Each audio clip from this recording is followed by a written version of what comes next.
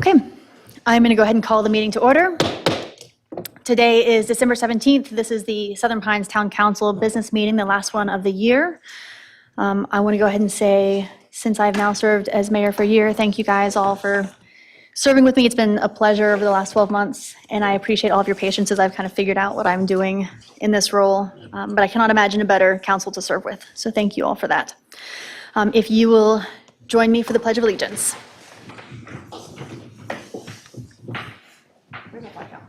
I pledge allegiance to the flag of the United States of America and to the republic for which it stands, one nation under God, indivisible, with liberty and justice for all. What's that next word? Thank you. Okay, we're going to start with our town manager's comments. Mr. Parsons. Thank you, Mayor Clement. And I'll echo your sentiment of welcoming everyone to the final meeting of the year. A couple of items on your consent agenda this evening, including adoption of minutes, your town calendar, your town council meeting calendar for 2025. There have been just a couple of adjustments to the normal second and fourth Tuesday based upon holidays and the like. Approving the reappointment of Jennifer Garner to the planning board.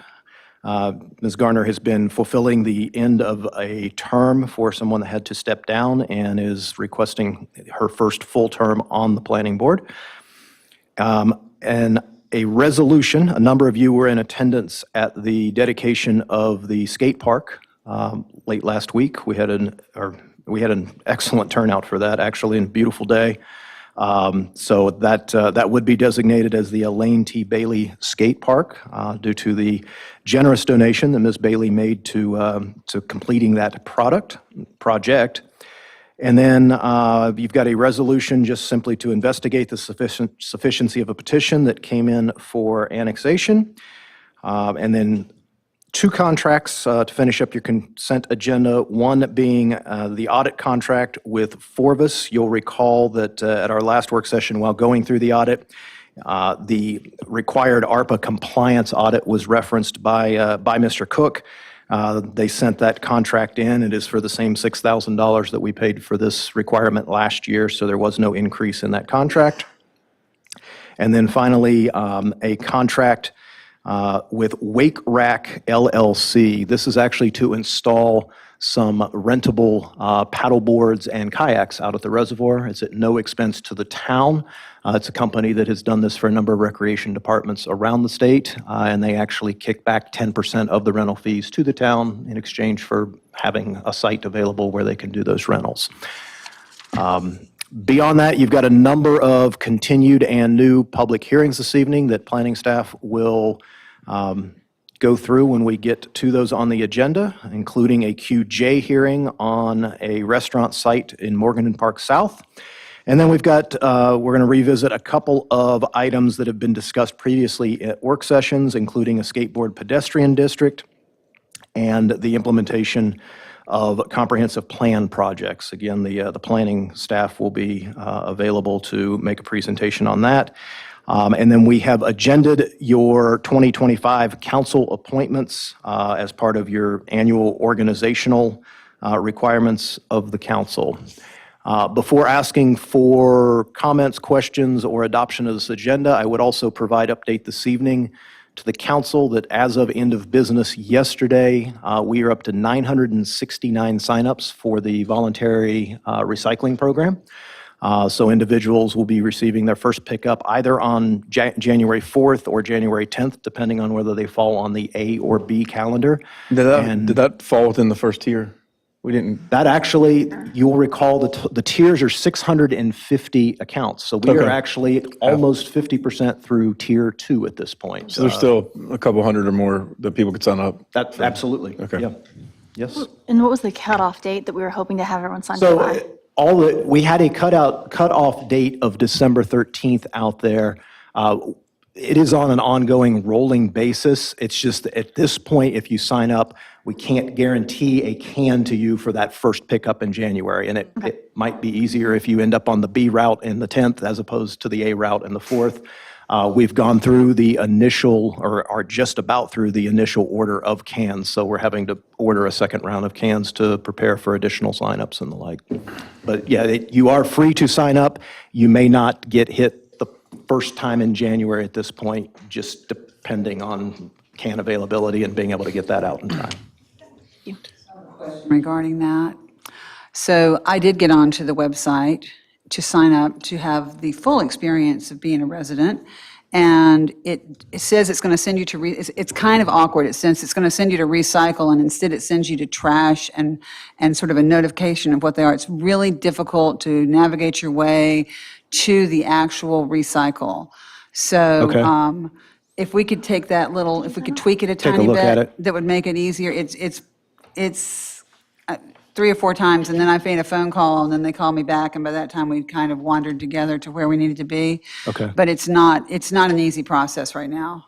Okay. I will say that Daniel, bless him, called me back, and they're getting some heat too there. So I think it's real important that people recognize the fact that this is an issue that we worked long and hard on, and really long and hard on who should have the contract, and this is the most efficient way we can do it. But I'd love for, efficient and effective, I'd love for that website to be a bit more user-friendly. It was Okay. tough. It's not just me, so. No, and Yeah. I'm glad you actually brought up the change in contract, because in addition to those that have signed up for the voluntary recycling, they will obviously see a new trash crew and trash pickup after January the 1st. Meridian is up and running, and they've been through town a number of times, and they're ready to go the first of the year. So we're excited to see that get kicked off.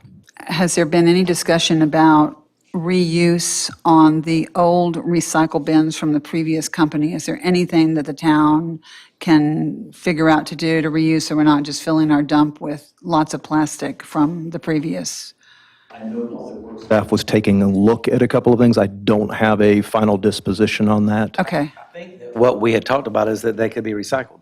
They can be, yes. Right. Yeah, they can Yeah. be recycled, but that's recycling, better to reuse than recycle if we can do it. So if there's a way to do that, We're then, free to keep those, use them, put yard waste in them to get it to the curb. I mean, there's any number of things. okay. So those are the citizens' responsibility to figure out a responsible way to deal with that. But any way that people can figure out to reuse would be much more beneficial than saying recycle and Absolutely. tossing it in. Yeah, thanks. How many have signed up, did you say? As of end of day yesterday, 969. Wow. Yeah. So again, almost halfway through tier 2, if you think of 650 as being a tier. I was prepared to say, my experience in signing up for recycling was easy. I didn't have, surprisingly easy. There was just a few fields to fill in. And I used the QR code on the postcard that came out, or maybe it was in the water bill. A postcard could have been the water bill. Right, it took me, you're right. And you've still got to do a couple more steps after that. And then there's a very small line, once you get there, there's a very small line that says, do you want a second can? And it is teeny-tiny, there's no drop box, there's nothing. You've just got to say yes or no, and it will block you if you don't commit one way or the other there, but you got to type it in. So a drop down would be really a good thing there, if we could do that.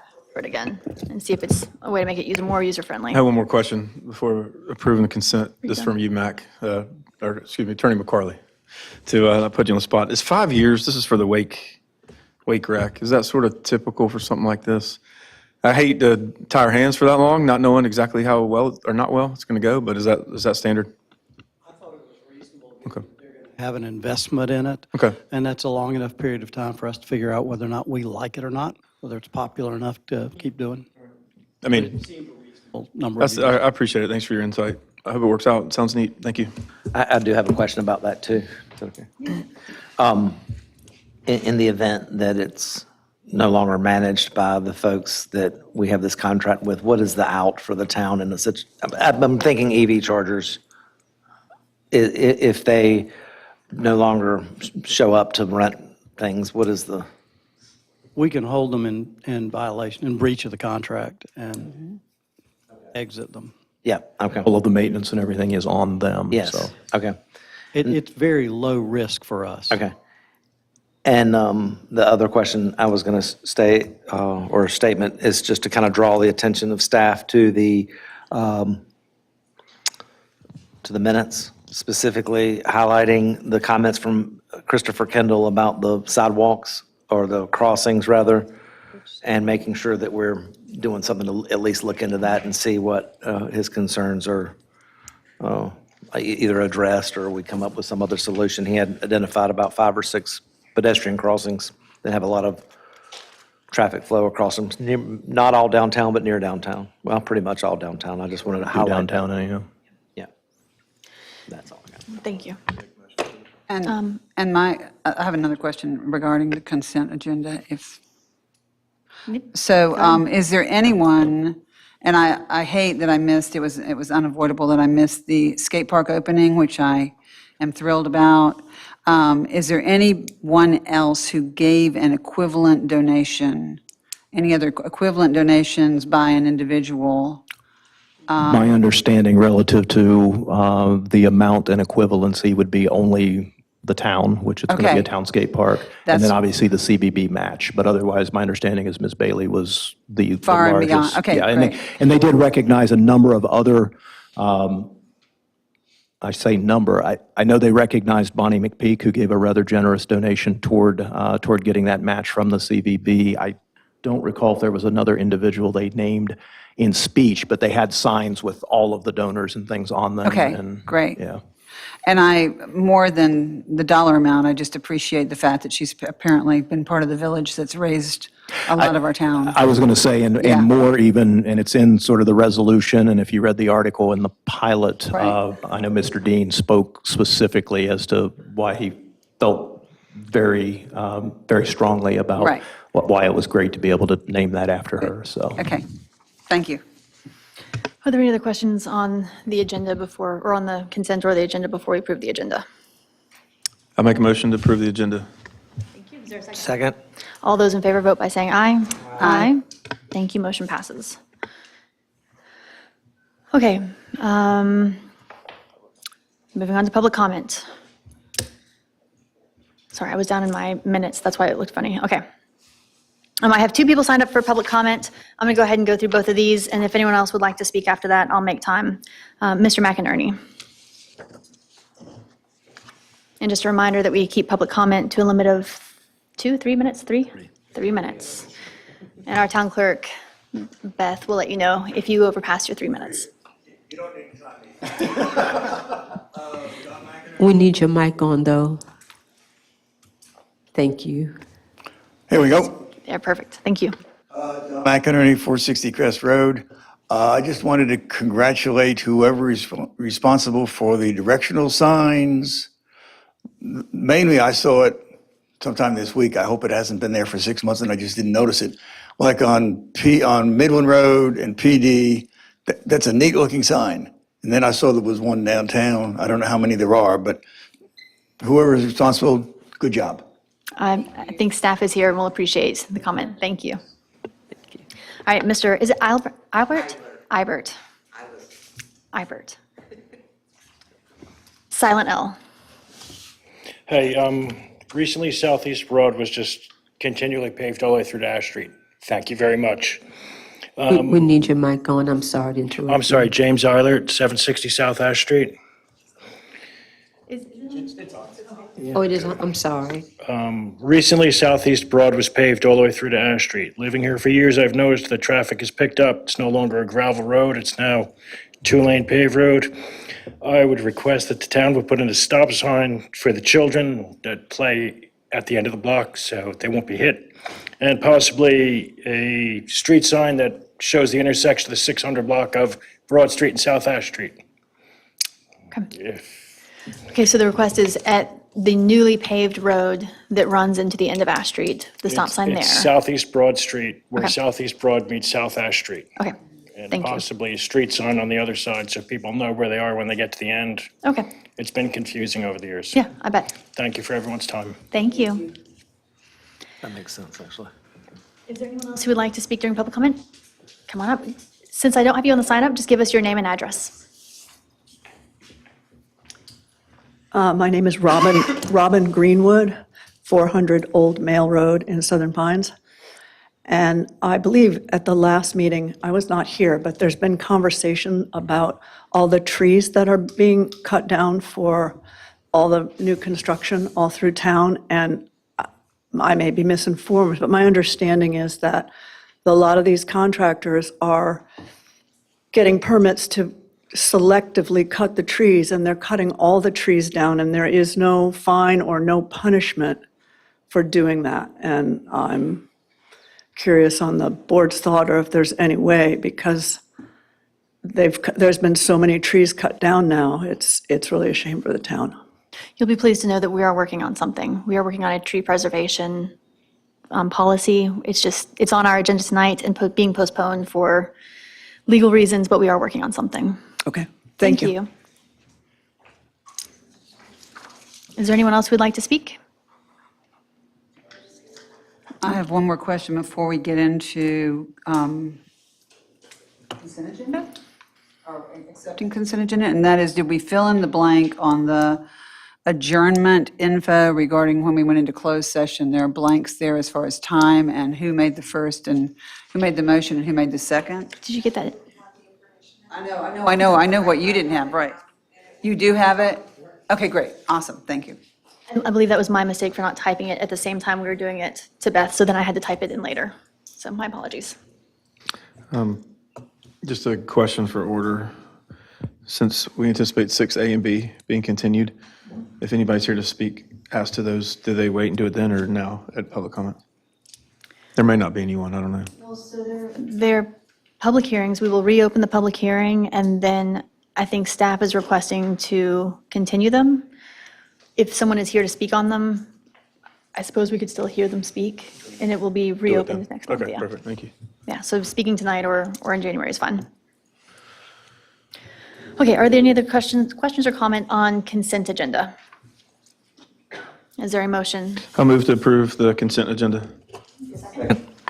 All those in favor, vote by saying aye. Aye. Aye. Any opposed? Motion carries. Thank you. Now moving on to the legislative public hearings. As we just mentioned, we are going to open OA-03-24, the landscaping and tree protection amendments, and hear from staff. After hearing from staff, if there is anyone in the public who would like to speak, you're welcome to, and we will bring it up again in January. So you will also have an opportunity then. Is that okay? Okay.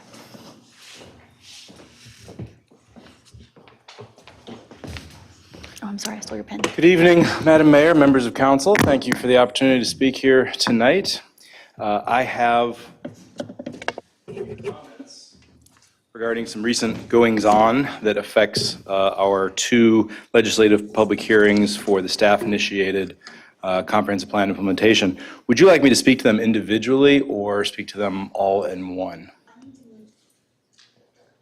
If it's the same issue for both, go ahead and speak as one, but then we'll need to vote individually. Okay, yes, ma'am. It is for both, so let me just get into storytelling mode here, which you know I love so much. So last week on December 11th at 10 minutes to 5, the North Carolina legislature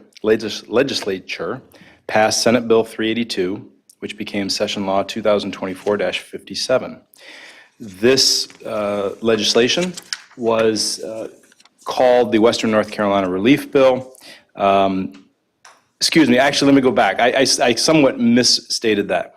The legislature passed the bill on the 20th day of November. On the 26th of November, Governor Cooper vetoed it, and on the 11th of December, the Senate and the House overrode the governor's veto. That's a more technically correct way to retell that story. Senate Bill 382 was titled the Western North Carolina Relief Bill, but at the back of the bill, literally on page 131, there were some changes to North Carolina General Statute 160D-601, which for years has been the description, the definition of downzoning. The definition of downzoning comprised of two elements, the first of which was decreasing development density of the land.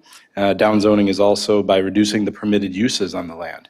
Typically, we think of downzoning, we don't do much of it. There have been some occasional landowner-requested downzonings where someone wanted to do some agricultural uses that weren't allowed in higher density residential zones, so they might downzone to RE or RR.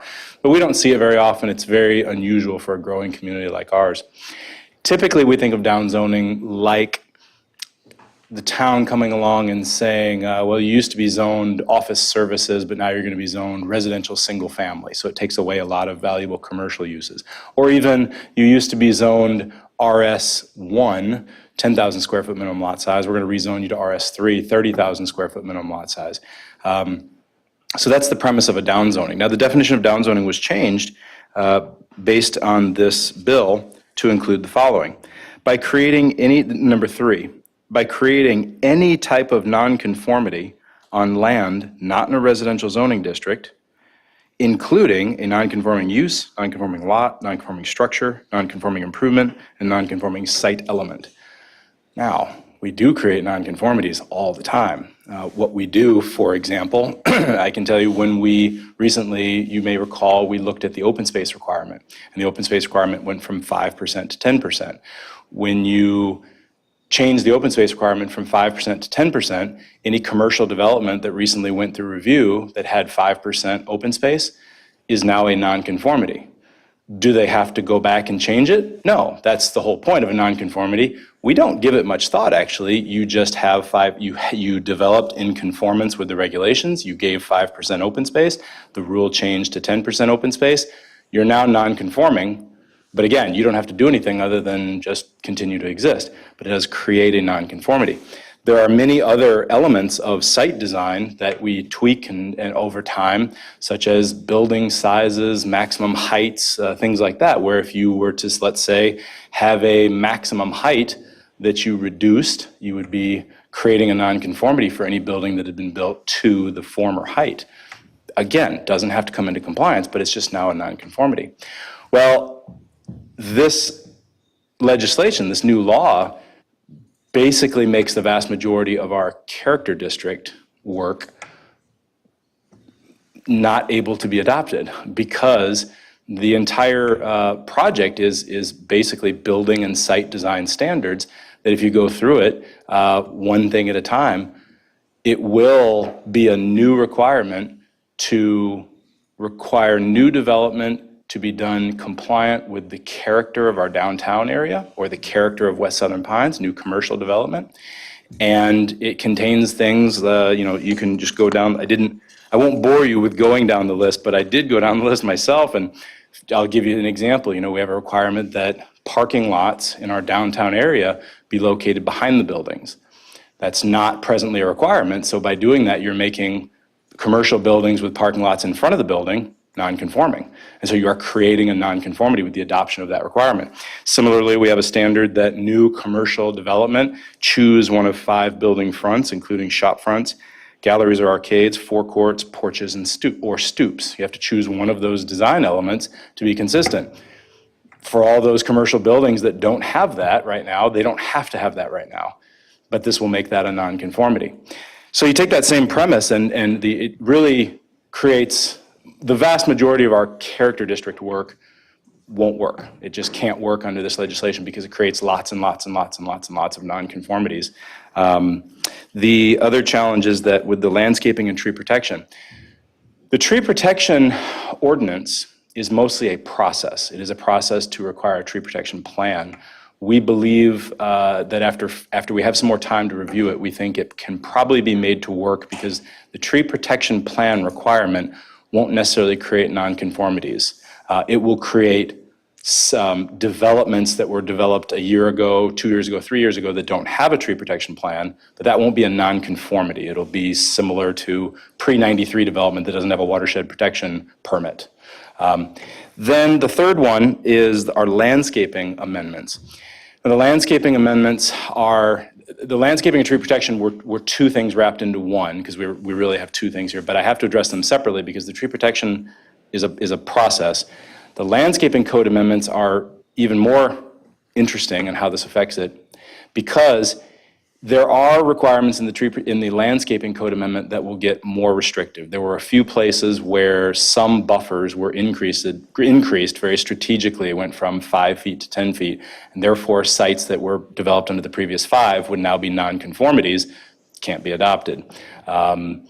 However, there are quite a few provisions in the new landscaping code that are actually reducing buffers and reducing planting requirements because of the feedback we got that the density of planting requirements was too much. The spacing was too prescriptive with 30 feet on center. It just didn't look natural.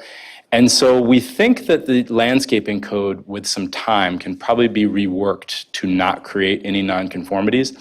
But now, in conclusion, staff has one additional concern about that, which is the landscaping code was being modified so that in certain zones, like our zones where we are targeting development to occur, we were reducing landscaping requirements so as not to chew up so much space, because we were more confident with character districts that we were going to get development elsewhere that met the character of our community.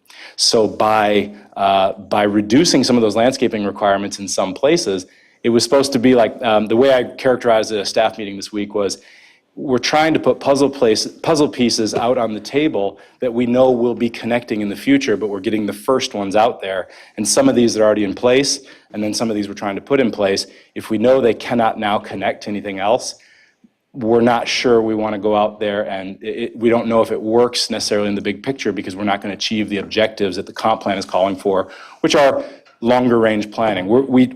When it comes to these projects, we're thinking on a 2 to 5 year horizon for the implementation of the plan, and it brings it all into question.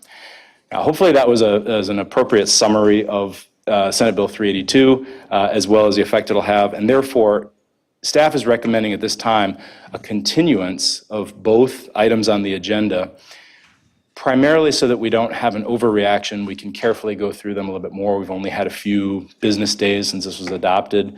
I've given you our take on the 3, but we do want to look into it further. And withdrawing it immediately would start over the process, and maybe 1 or 2 of them we don't need to do that, so we just want some time. No, we want to make sure that we see this through and get the desired effect while also doing it in a way that's legal and binding. So Yes, that we Madam can, Mayor, exactly. Thank can you. do it right. Mayor, can I add a yes. couple of comments to Please that? do. There are 2 other provisions about this that cause concern. One of them is that the law used to be that only the owner of a piece of property or the local government could downzone it. That is, your neighbor can't downzone your property. This provision of the legislation took local governments out. Now the only person who can downzone a property is the owner. Most of this wouldn't have mattered if that change weren't also made. The second change to this is that it's retroactive by 180 days. So we will go back and review anything that's happened in the last 6 months. BJ and I have had a conversation about that, and we don't think there have been any amendments to the UDO in the last 180 days that would be caught by this. But for local governments all across the state, this is going to be a dramatic change in the ability to zone property Yeah, I don't think it was and to in our- move forward. Yeah, I don't think it was our interest. I don't think down zoning specifically was the goal of what we were working towards, but trying to protect Southern Pines was, and I appreciate that you guys are going to stay on that. Council, do you have questions? I do. I don't know how to elaborate now. I have a lot of questions, really, and I may have to get with you guys So separately, but I'll start with this.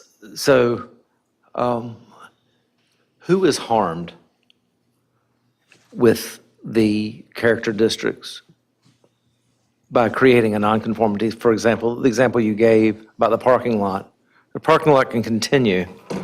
It's nonconforming in a new development situation, but there's no one harmed in that situation, but I guess that doesn't matter. In my experience, when I was in private practice and represented some developers, it sometimes matters to lending institutions on commercial real estate deals if the property is nonconforming. If the use is nonconforming, that's a real game stopper. If it's just the facility, it's not usually a stopper, but it causes questions. Raises more questions. Yeah, it's rarely an issue for residential. I'd like to add to that, in practice, there's a provision that comes up when someone comes to our office and they want to change the use and they have a non-conforming site. The UDO requires what's called a change of use analysis. And a change of use analysis is to see if the new use is of a greater intensity than the prior use.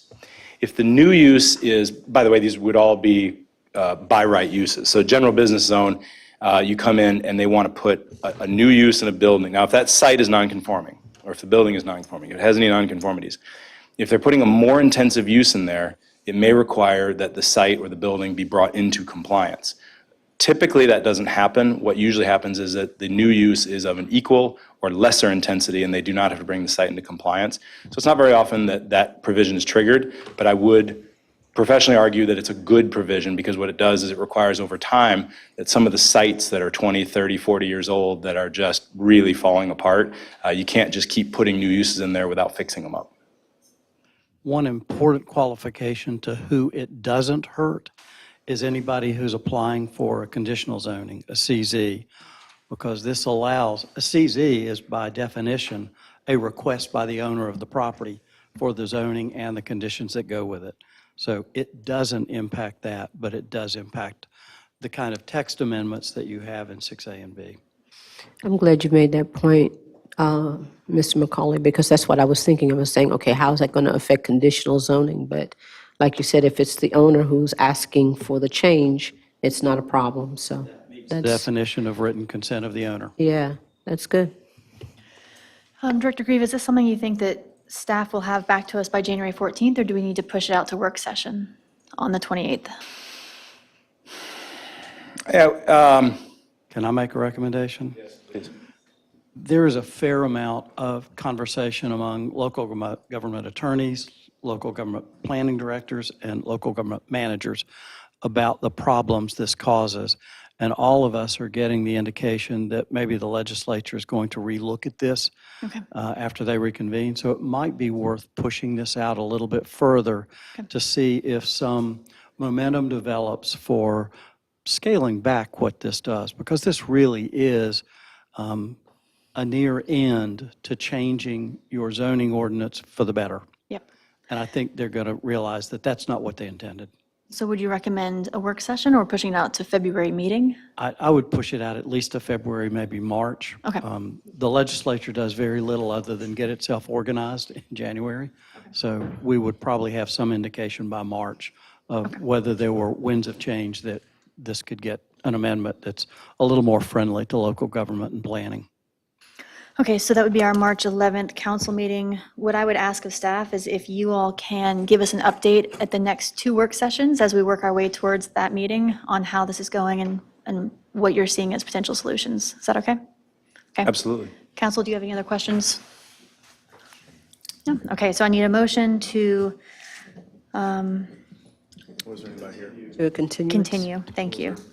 Oh, I doubt no, it. that's smart. Okay, so if there is anyone here who would like to speak on the OA-03-24, the open space and landscaping amendments, is that the right one? We are. No. No, because I have to open it. Yeah. Would anyone like to speak? Okay, seeing none, is there a motion to continue it until our, March 11th, is that right? I make the first motion to continue OA-03-24 to our March 11th, 2025 general business meeting. Is there a second? All those in favor vote by saying aye. Aye. Any opposed? Okay, motion carries. Now I'll make motion to, Oops. oh, sorry. I'm going to open the public Oh, you did hearing, go, sorry. Z-04-24 and OA-04-24 zoning map amendment and UDO text amendments to create two character districts. Since we've already heard from staff, is there anyone in the public who would like to speak on this agenda item? Seeing none, if there's a motion to continue it. Make motion to continue Z04-24 and OA-4-24 to our March 11th, 2025 general business meeting. Thank you. Is there a second? Those in favor, vote by saying aye. Aye. Any opposed? Motion carries. Thank you, guys. The next public hearing, AX-02-24, a petition for annexation of 2.5 acres off Air Tool Drive. I believe we have staff presentation first.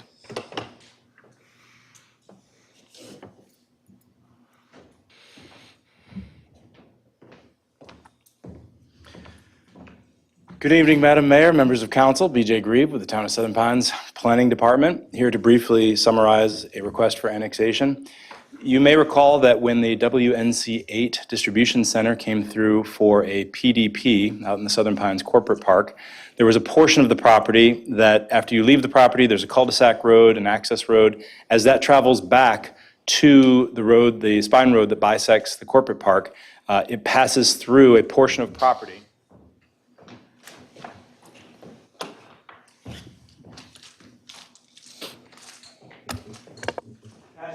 A 2.7 acre portion of property right here. You can see Air Tool Drive comes out. I didn't use should have used the semi-transparent layer, but I didn't. Air Tool Drive comes around like this. This portion of property right here is the subject property for annexation. If the new development is going to be passing through it, just not a good idea. So this is just tidying up a hole in the annexation map right now. I know the applicants are here and have legal representation if you have any questions. Other than that, do you have any questions for staff? Are there any questions for staff? Okay. Would the applicant like to speak?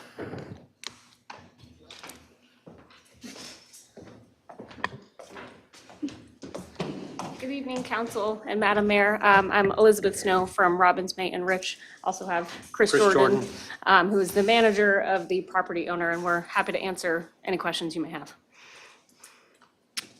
Are there any questions from council for the applicant? No, thank you for attending our meeting tonight. And thank you for the introduction. We appreciate you being here. Being that there are no questions, I will give opportunity for the public to speak. This is a public hearing. If you would like an opportunity to speak, now is the time. Okay, seeing none. If there are questions from council or a motion, I will entertain that now. I'll make a motion to approve AX-02-24, the petition for annexation as contained in our packet. Is there a second? Second. All those in favor vote by saying aye. Aye. Any opposed?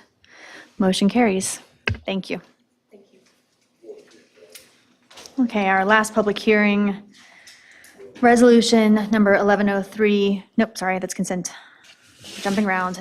Z-05-24, conditional zoning district, Tony Fairley duplexes.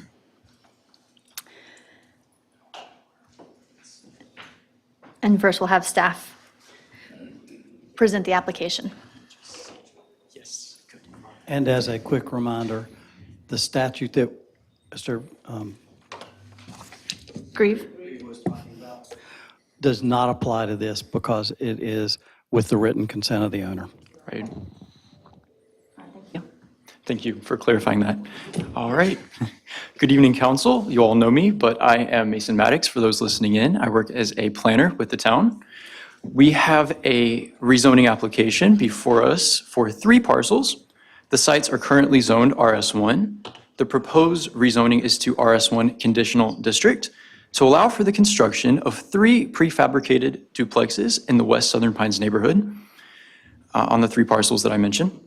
The application was submitted by Mr. Tony Fairley, who is present this evening. Would you give them a little wave right here? All right. The 2040 comprehensive plan urges this community to consider the demand for what has been called missing middle housing. RS1 zoning has traditionally been the place for single-family detached homes. And so in March, our Unified Development Ordinance was amended to allow for duplexes in these zones, not by right, but by conditional zoning. This is an image taken directly from that comprehensive plan. Missing middle housing is stated loud and clear throughout the whole plan, really, which also calls for low-profile homes in the West Southern Pines Character District neighborhood, I should say. This is exactly what planning is pleased to see in this area because duplexes are an excellent means of filling in underutilized RS1 space without jumping to something more intensive, say on the far right of the screen. I conducted an analysis of our comprehensive plan, and I found no inconsistencies or adverse effects at this time. Duplexes are only one step above what is already permitted there by right, and so they tend to blend very well in these areas.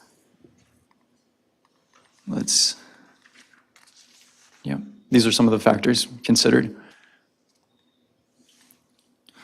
All right, you will see parcel surveys showing the proposed duplex locations on the 3 parcels, 2 of which are going to be on West New Hampshire Avenue, and 1 is going to be on North Hardin Street on the right side. I'll walk over real quick to show everyone this, of course, where we would be in this corner right here. And for the public, this corner, which is North Hardin Street.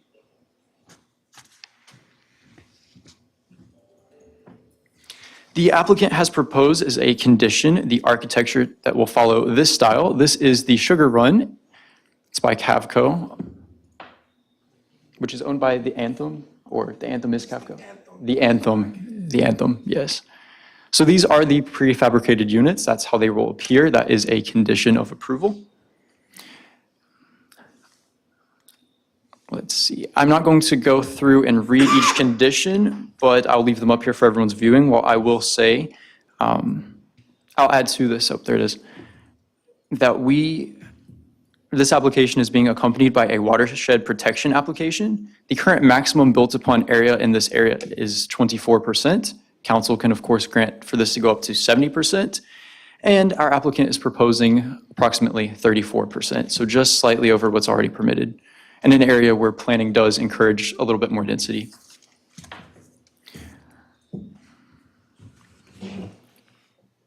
All right. Our applicant is here tonight, as I have mentioned, to answer any questions. I am also available. I also just want to state that he has been extremely cooperative in this whole process. He's appreciated staff's input, and we have appreciated him and have been very pleased to work with Mr. Fairley on this project. Thank you. Before you step down, does council have any questions for Mr. Maddox? No? Okay, would the applicant like to come and speak? It's up to you if you would like to. I'll be more than happy to answer Okay. any questions you may have. Why don't you come up, introduce yourself, and then just state that into the microphone so that YouTube can also hear and see that you're here? All right, Tony Fairley, lifelong resident of Southern Pines, North Carolina. Grateful to be here and definitely grateful to work with such a great staff and a great town council. I think I know most of you, with the exception of Madam Mayor and Mr. Goodman.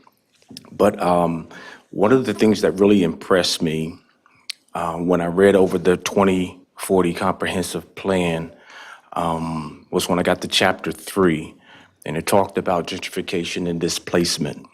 And whoever drafted the language didn't gloss it over. They said exactly what's happening, and that really encouraged me.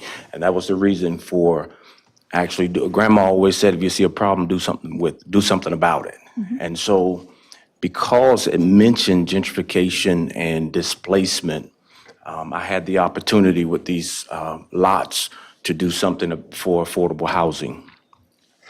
And I came across this particular plan, which was impressive, very well built, and affordable, so that we can actually address the issue of displacement and bring in affordable housing specifically to West Southern Pines. And so, I approached the town, Mason, and he has been a superstar.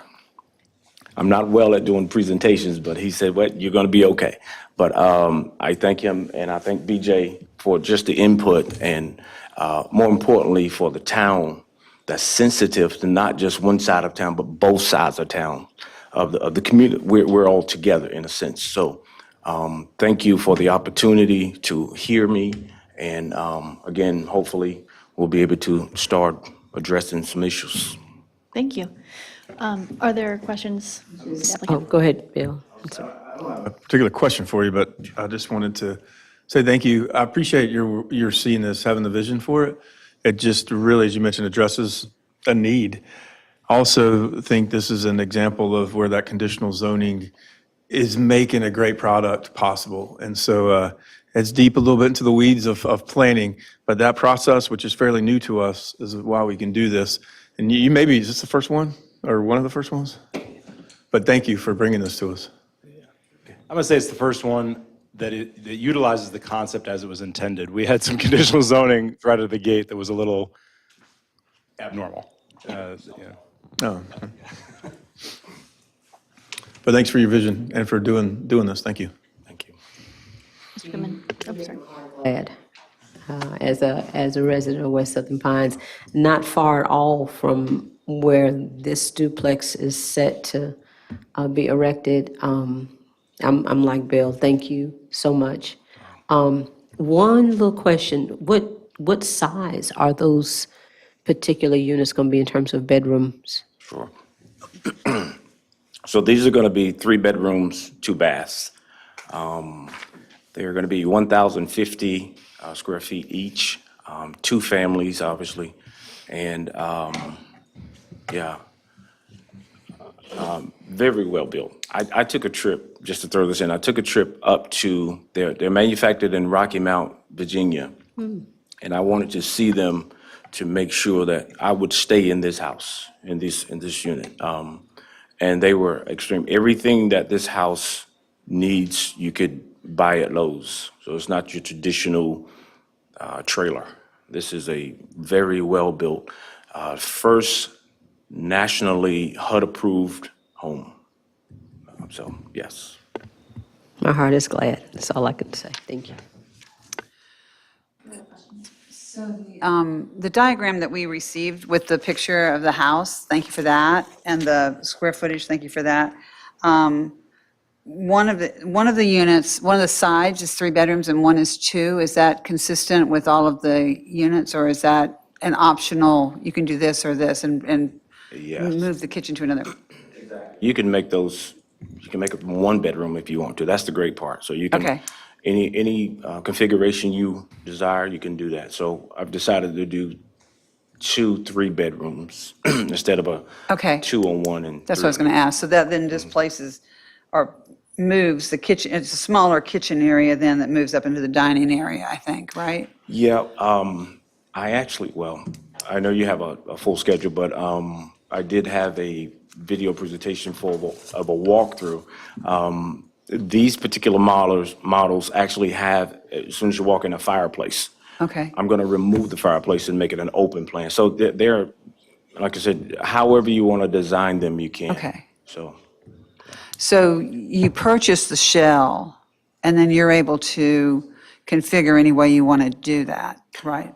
well, whenever I order them, I Right, tell them okay. how I want them. Okay. Yes, yes. All right, great, thank you. I was confused by the drawing that had 2 bedrooms on one side and 3 on the other. Yes. But your intent is to do 3 bedrooms, 2 baths on both sides, and then it's going to be more of a multipurpose area with kitchen and dining room together, right? That is correct. Okay, understood, thank you.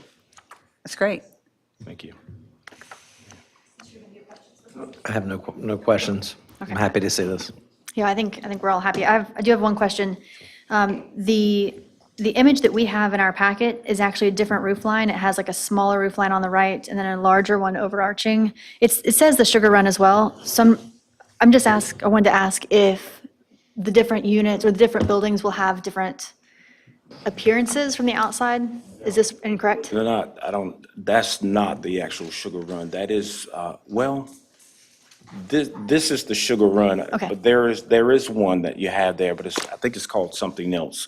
Okay. But they're all going to look like this. But they do have them where they're staggered roofs. Do we need to have, the staff need to update the image in the packet or along with the approval to make sure that it's that one and not? A copy of what we have in the packet? Yeah. To take a look Okay. at And that? if-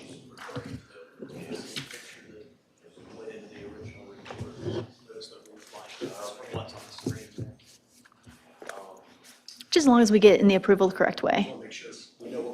Yes. It should look like this. This is. Okay.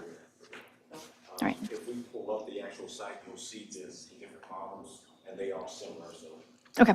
it's a possibility that maybe we grab their own photo for that Sugar Run. Is staff able to make that update? Okay.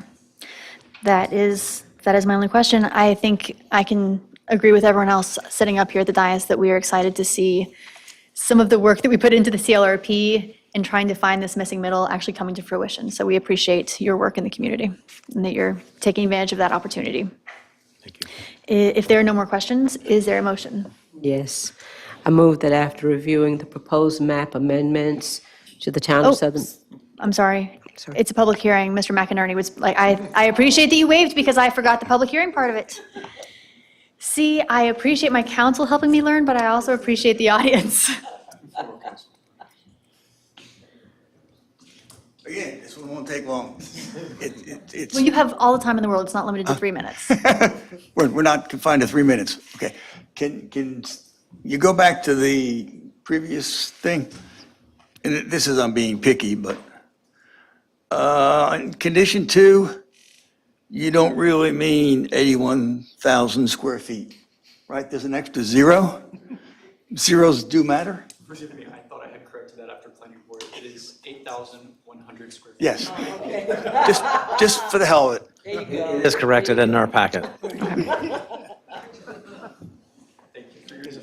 Thank you. Oh, and there's another public comment. Come on up. I was just wondering. Just introduce yourself. Oh, Jeannie DePuge. And an where do I address? live? Someplace in Southern Pines. Oxridge Okay, that's fine. Lane. I was just wondering, with these duplexes, how many of them would be on a lot? And then also, where's the parking going to be? I think we had an image.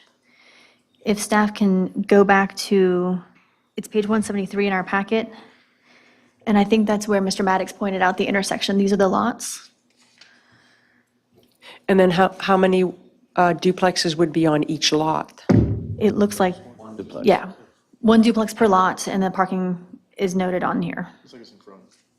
Okay, so would it be on the street parking? It's like a driveway into the front yard. It wouldn't like take up extra Road. on the street? Oh, okay, great. Thank you. Sure. Is there anyone else who'd like to speak? Okay, my apologies for skipping over that. If we have a motion now. Yes, we do. I move that after reviewing the proposed map amendments to the Town of Southern Pines zoning map, and after considering the criteria for approval of map amendments found in UDO 2.17.9, the proposed amendment to the Town of Southern Pines zoning map is reasonable, in the public interest, and consistent with the current character of the West Southern Pines district and the criteria set forth in the Town of Southern Pines Unified Development Ordinance 2.17.9, considering that the duplexes will expand housing opportunities to account for missing middle options, and the proposed design is appropriate for the character of the area. Therefore, the requested rezoning from RS-1 to RS-1CD, Conditional Zoning District, is reasonable for the reasons set forth in the Planning Board recommendation and staff report for application Z-05-24. All those in favor vote by saying aye. Aye. Aye. Any opposed? Motion carries. And I move also to approve Z-05-24 and WS-05-24 with the conditions submitted by the applicant on the RS-1 Conditional Zoning District and as set forth in staff report Z-05-24. Second. Do we need to, including the 3 mention- conditions? Do we need to Oh, verbally do say we need that? to read the conditions? I think they're in there. As referenced, yeah. All right, was there a second? A second. Okay, all in favor vote by saying aye. Aye. Any opposed? Motion carries. I have a question for staff. So because we granted the 570 exemption, they're able to go up to 70% impervious surface, but the plan was only to go up to like 30 or 35. I know it doesn't matter, but so now they can go up. They can go up to 70 now, yeah. All right, I just feel like once it's granted, it's good for them to know it can be taken advantage of. The entire acreage is reduced from the exempt, from the pool. Parent tract, so the acreage of the 3 tracts combined will be subtracted from the total allotment.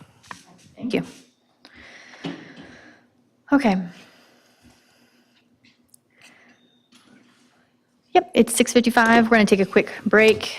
If we can get back at, let's say 7:10, that gives us 15 minutes.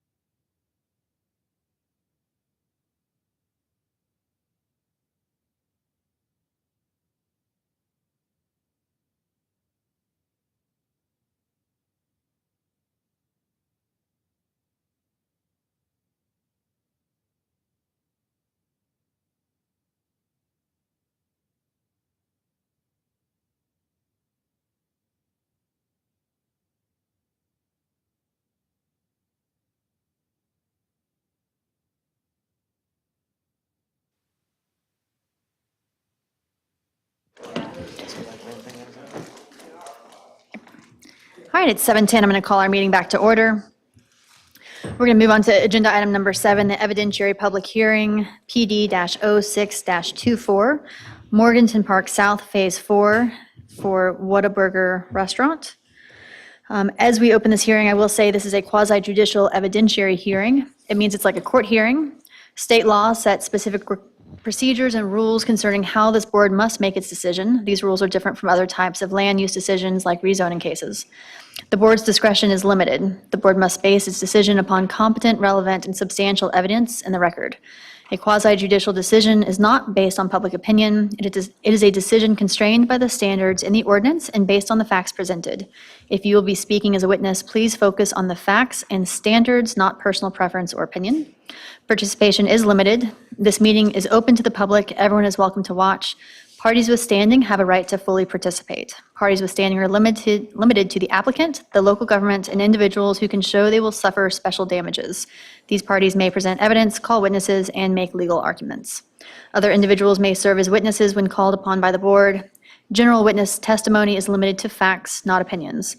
For certain topics, this board needs to hear opinion testimony from expert witnesses. These topics include projections about impact on property value and projections about impact of increased traffic. Individuals providing expert opinion must be qualified as experts and provide the factual evidence upon which they base their expert opinion. Witnesses must swear or affirm their testimony, and at this time, I will have our attorney administer the oath for all individuals, actually qualify the board. Qualify the board. And then I'll have either you or Beth Yes. swear in our witnesses. Okay. Questions for the board? Does any member of council have a fixed opinion prior to the hearing that is not susceptible to change? No.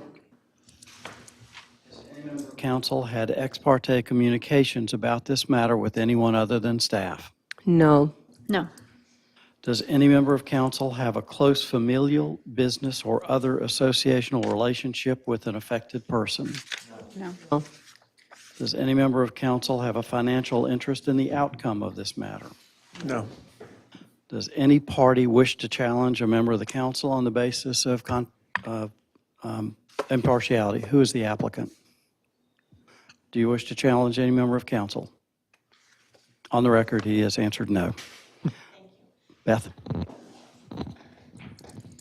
Anybody who will be testifying, if you could please stand up.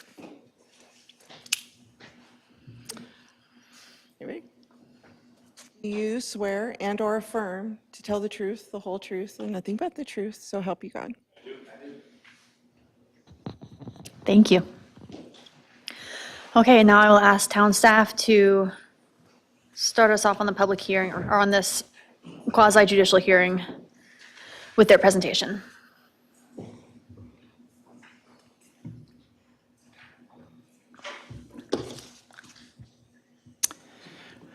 Good afternoon, Madam Mayor, Town Council. Gene Ruiz, Planner 2 with Town of Southern Pines, obviously. I will be speaking on PD 0624, the Morganton Park South Development Phase 4. Just to, real quickly, a quick shot of the map. What we're talking about is going to be highlighted in blue. It's just a real quick agenda of what I'll be speaking about.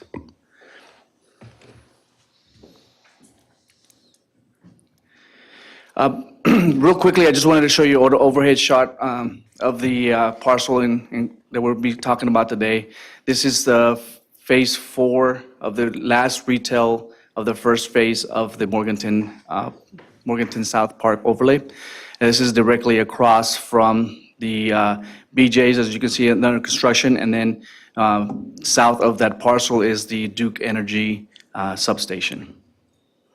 In front of the parcel, you'll see the cemetery that's been put up there, just as a reference point. This shot right here is actually going to be from the apartments that are going to be part of this phase. This is phase 2 of this first 9 phases. Target's right there, as you can see, and then Dick's Sporting Goods and other retails right there.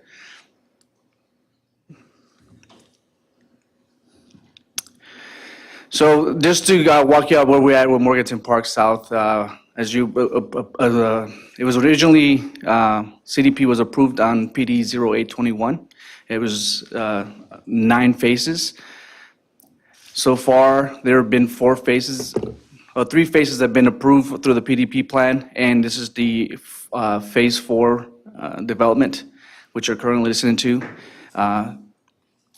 3 of those first phases have gone through site approval and been approved. And Phase 1, which is the target retail spaces, have been already completed as far as certificate of occupancy. Phase 2, which is the apartments, are still under construction. And Phase 3, which is BJ's, is under construction and soon to be completed. This is kind of overview where we're at with Morganton Park South.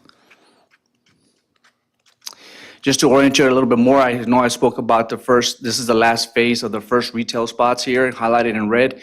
You'll see that where the start's located is Whataburger site.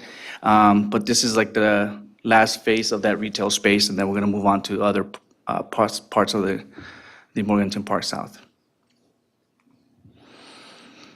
Okay, so basically what I want to highlight right here are three issues that we have with Whataburger, which have been worked out, and we've been working diligently with the representatives of Whataburger to rectify or fix these issues.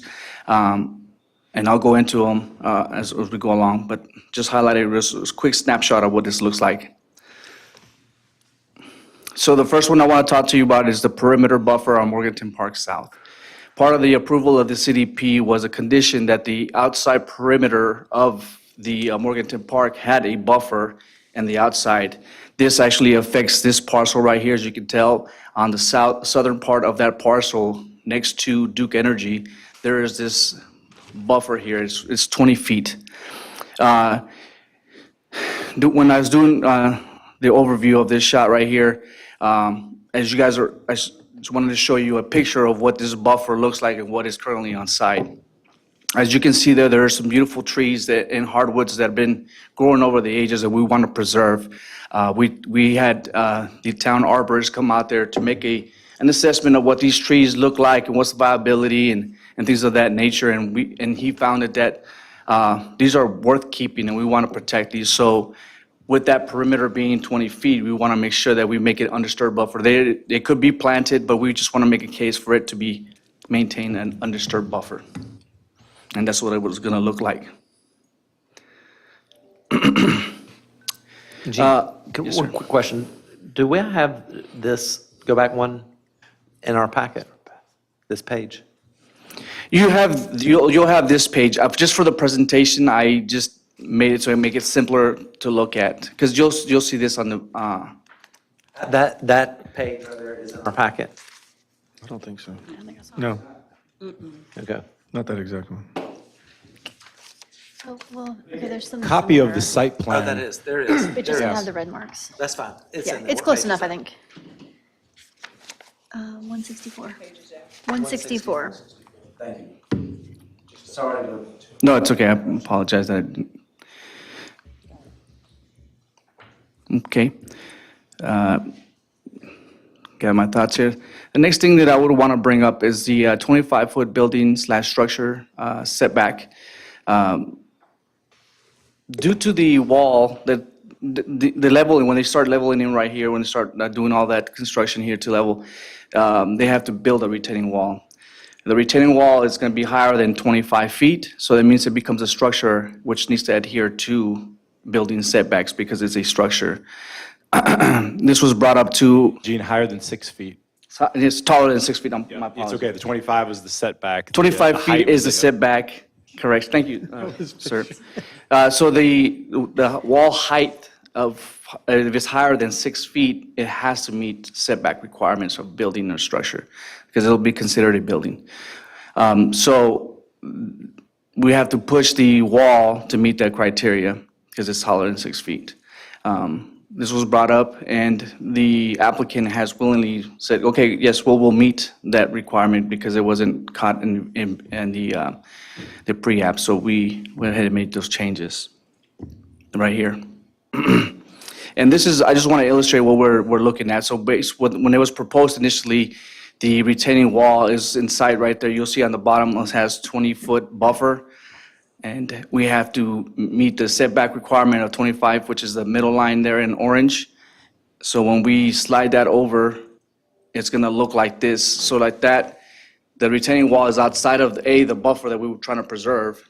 So that'll help us retain that vegetation that's existing there. And then also it meets the setback requirements. And it will look something like similar to what I'm showing here in this bottom diagram on the picture.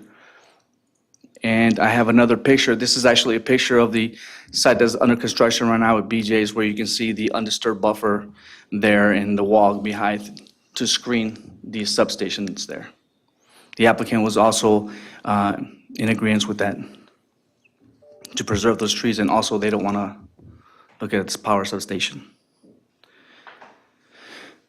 Lastly, what we have here is the parking requirement. As you can see on the table on the right-hand side, the applicant has conceded to, the initial request is 42 and conceded to 39 based on the requirement of moving the retaining wall, that's 25, the 25 feet. It kind of give away 3 parking spots because it moved the wall. So that's the number that we're looking at now is 39. But according to the CDP, when the says 200, for every 200 square feet, the CDP would be 18 cars, parking spaces what would be allowed in for that quick serve restaurant. And even more restricted on the Morganton Road overlay, it would be 8 parking spaces, which, you know, we as staff seen that's unreasonable just because of the nature of a quick serve restaurant. And that's where the UDO, the number under the UDO is 33. Anywhere in town where it's a general business where a quick serve restaurant will be allowed, that standard would be a 33. So it's just that this one falls into the CDP, which was regulated, but it also gives the town council the ability to change or give more parking spaces if needed, but that decision will have to be made by the town council. But just wanted to highlight it real quickly as how it's, the UDO says this, for this building size, anywhere in town where it'd be allowed, it'd be 33 spaces. The staff is proposing 35 parking spaces. That would be 33 for dining and 2 for food delivery, consistent with what Whataburger numerical data is running. So that's where we come up with a 35, and that's what we're recommending for. There was a question at the planning board about, and I can't put my finger on it, I've read it, but I'm not sure where it is in the report, about what percentage of the business with Whataburger was normally drive-through. Can you cite that or not? Or should I wait and ask the applicant? Yeah, I wouldn't remember right now. Okay, that's off the top fine. of my head, but I cannot cast any stones since I can't either. Okay, thank Okay. you.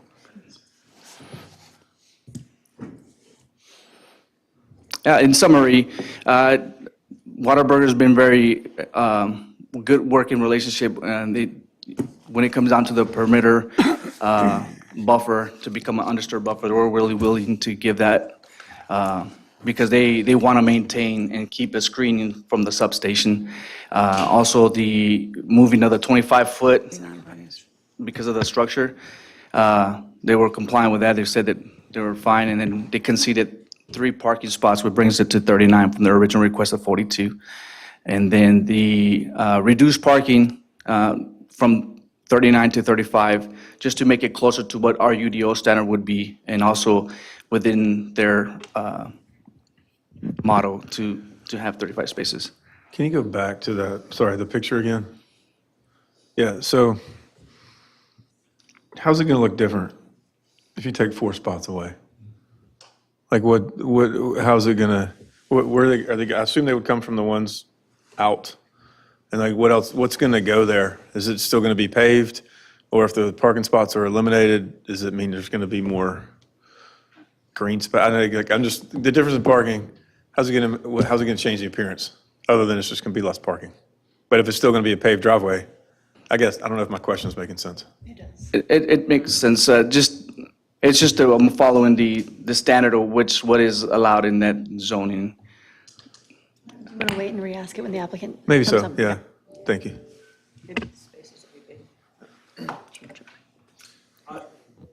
If I may, on behalf of staff, if you reduce, they won't pave it over if it's not a parking space, because asphalt costs money. So what they'll do is they will reduce the overall size, and they'll probably, when they actually get to a point of site plan, they will very likely have to adjust because of the retaining wall coming back, because of the 20-foot buffer, because of the open space requirement, and because of some of the other site constraints. They will just plug that in with 4 less, and it'll shake it up, and they'll have more space to work with for the site that way. So that would be standard in civil site design. Yeah, I didn't want there to be, a wider driveway that's just not going to have lines on it for parking because they couldn't have them. So, okay, thank you. So, Mr. Grieve, when you say more space to work with, can you elaborate on that a little bit? First of all, let me say that I used to work for a civil engineering firm working on site design. I am not obviously a civil engineer, but I'm familiar with the world of, on the private side, designing these sites. Familiar enough to speak comfortably to this. If you have a certain acreage of site that you begin with, and then you begin to plug in all the other constraints, the area that needs to be set aside for stormwater, the area that needs to be set aside for retaining walls, for buffers, for landscaping, it is very normal that what someone thought was we see this all the time in our office. Somebody comes in and they have stamped out quick serve restaurants on 3/4 of an acre all over the place. They come in order to meet our requirements, it turns out they need 1.1 acres. And so it's very common that when the civil engineers take over and begin to get this to an actual construction level drawing, it's very normal that they say, oh my gosh, the slope of that stormwater pond needs to chew into that parking lot a little bit because it turns out the slopes were too much. The area back here that needs to be buffer in order to get that retaining, the toe of that retaining, because retaining walls aren't straight up and down, they slope a little bit. So the toe of the retaining wall, we've had many administrative modification requests where the toe of the retaining wall turns out to come over 4 feet, 5 feet into landscaping area. So immediately what I think to myself is when you lose a handful of parking spaces, you don't just, you would not pave it over with asphalt. What you do is you would just have more wiggle room to work with for those little adjustments. It's like shaking the sand table. It just gets finer and finer detail as you get closer to construction level. I guess my actual question was whether there was any hope of any trees among the asphalt jungle. I have a answer that I feel comfortable giving on that after all of our work on the landscaping and tree protection, which was retaining existing trees within a parking area surrounded by asphalt and curbing. Those trees are not going to thrive there. They did not evolve to be surrounded by a Whataburger parking lot. And so the best you can do is have these perimeter undisturbed areas.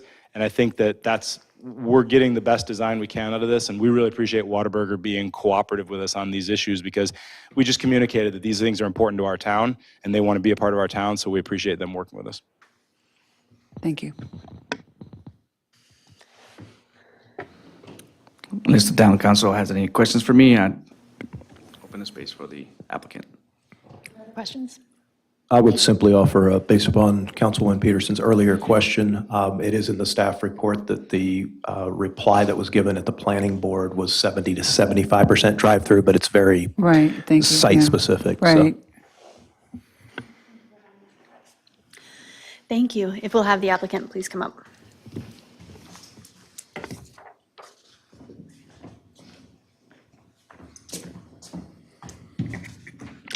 Mayor, Town Council, thank you. My name is Lee Bakley. I represent BL Companies, a civil engineering firm out of Charlotte, North Carolina. We are the civil engineer and architecture firm for Whataburger. To address some of the comments from town, Gene, do you have a laser pointer? The pointer won't work on that screen. It gets absorbed into it. No problem. You can take the mic and go over and point to it. Sure. Yeah. So to discuss the parking count issue specifically, as Gene did mention, when we first presented a plan, the plan had 42 parking spaces. We realized that Gene kind of asked the question, do you know how tall your retaining wall at the rear is going to be? Because if it exceeds 6 feet, it actually is considered a structure. We were not aware of that section of the code. When we did a quick grading analysis, we realized that wall was probably going to be in the magnitude of about 10 feet tall when it's all said and done. So we understood that we needed to shift that wall, which reduced our overall parking area. Everything got tightened up by 9 feet. That gave us the room to meet the 25-foot setback and an additional approximately 4 feet to construct that retaining wall, which will leave the Plan West, that buffer between us and the substation, completely undisturbed. We understood that in the planning board meeting, they approved up to 42 parking spaces based on our arguments of why Whataburger would like to be somewhere in the low 40s. 40 to 45 is their sweet spot generally. And I can speak to that further if council would like. But we went from 42 to 39. The client acquiesced that we possibly could squeeze the 3 parking spaces to get back up to 42 up there in the top corner, just at the edge of the pond. But the client was, willing to concede those 3 spaces to keep the number in the 30s instead of encroaching beyond that 40. To speak a little bit more about the typical parking count that Whataburger as a restaurant company typically wants to have. Whataburger has approximately a little over 1,000 restaurants across the country, predominantly in Texas, the Midwest, and the Southwest. But over the last few years, they have started moving to the East Coast, the Carolinas, Tennessee, and Georgia, and we've been part of their expansion team here in the Carolinas. Their sweet spot is generally 40 to 45. They're similar to Chick-fil-A in that during the heavy volume times of business, they need 18 employees in the store to run a shift at peak hour. So when you account for 18 parking spaces being taken possibly by employees, 2 more parking spaces for the DoorDash parking folks that we want to allot for that, that would leave 39 minus those 20 would be 19 parking spaces left for the dine-in customers during the heaviest time of traffic. Our dining room seats 58 customers, so we think it's reasonable to have approximately 19 spaces set aside for 58 seats. The question was posed, if we needed to reduce, can you hear the? If we needed to reduce down to 35, if that's the decision of the town council, more than likely what would happen, it doesn't really change the size of the parking lot that you see here in any way. What would probably happen is this landscape island would get larger to eat up those 2 spaces, and we can make that landscape island larger to eat up those 2 spaces as well. And that's what the reduction would come from. But the Whataburger certainly would offer up that due to the high employee count during peak shift, that 19 spaces set aside for customers isn't unreasonable. What's the, with this development, because I'm thinking, okay, I'm going to tell my employees, you got this big parking lot right across the way, not that far. The spots as far away from Target as possible, nobody wants to park in. Is it shared enough to where the employees can just park over there if their management tells them, hey, the big parking lot over there, those spots that nobody wants to use, park there, and you walk across the street to go work your 8 hours instead of parking right in front of the store? Is the shared parking in the whole Mid-Atlantic development allow for that, BJ? The plan development requirements within a plan development are to share parking as often as possible, yes. That is a purpose statement within plan developments. To that point, though, I do believe that the Target shopping area would be far. Or, I mean, across the or the other four-lane road. one, there's parking BJ's? across the street. No, well, even that one maybe, yeah. I think that is the one across the street would be Starbucks, I guess. Right? Council may recall, we had a discussion about the shared parking between Starbucks and BJ's as well. And it is all one plan development by Midland Atlantic, so, and it is pedestrian friendly. So basically, I'm not very familiar at all with Whataburger. Whataburger, is it Whataburger? Whataburger. One word, Got, I got you. I don't want to mispronounce anything. So you don't do like takeout it's not really a takeout place, it's really like a more of an eat-in place, am I right? So it's a drive-through restaurant similar to Chick-fil-A and McDonald's in that somewhere between 50 and 75% of their volume of their business is drive-through customers. Oh, okay, okay. Predominantly, you get higher to more toward the 70% range if you're near a high-volume highway. In an area such as this, where it's more shopping center oriented and you're kind of off from a major highway, there's going to be a little bit more dine-in customers, people that come to this Morgan Park South development to do their shopping, in the evenings or during the weekends, will come here and have lunch, bring the kids. So we're going to see more dining room customers. So that number may be in the 50 to 60% range drive-through, and the 40 to 50% would be the dine-in customers. There will be the DoorDash element, that's taken over now, and so we're going to set aside 2 parking spaces for those customers near the front door for those services. And can you tell me the number that,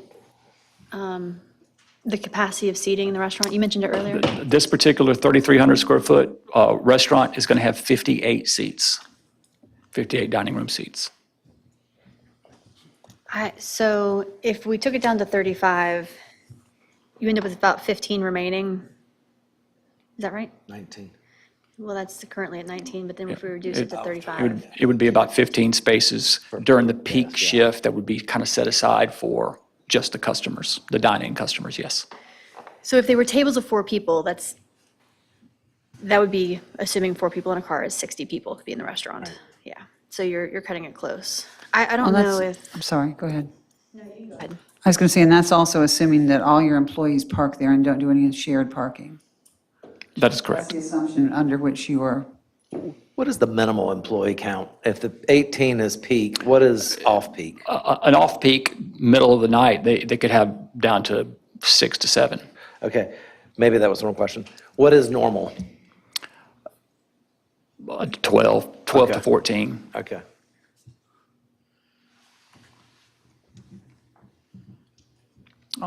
We certainly understand and appreciate the shared parking discussion that has taken place for the Morganton Park South development. One of the things we'd like to just point out the obvious, when Southern Road is extended, we will have a somewhat major commercial road traveling. Our 2.3 plus acre parcel is kind of separated from the rest of the Morganton Park South development. There's no other commercial entities tied to our parcel. If employees, for example, were asked to park somewhere else in the development, they would be walking across the street. Any customers that would try to come in on a Saturday afternoon and after shopping at Target to have dinner with their kids, if the parking lot was full, they would have to park somewhere else, cross that street. Most families aren't going to do that and take the kids and walk across the street. They'll just go somewhere else. So with the notion that the parking lot perimeter, that size won't change, what you would be doing if you were to mandate the reduction down to 35 parking spaces is just, making those landscape islands a little bit larger and reducing the parking count. Whataburger would respectfully request that you give us the opportunity to have those 4 parking spaces because they are valuable. So, in other words, the asphalt would be replaced by concrete. If the parking went down to 35, the asphalt would be replaced by greenery, by larger landscape islands, and they would be. Landscape island is not just a block of concrete, it is a possibility for some greenery. Yes, ma'am. So the open space requirement here, I believe, is 20%, but I think for this development, overall Morganton Park South development has met that already without accounting for our parcel. However, our parcel has enough green space, shown here in green, to meet the 20% open space. Additionally, we have open space here, and undisturbed buffer there. These islands, even though they're not colored, these will have trees here, tree, flagpole, and bushes here. So these are not concrete; those are being planted.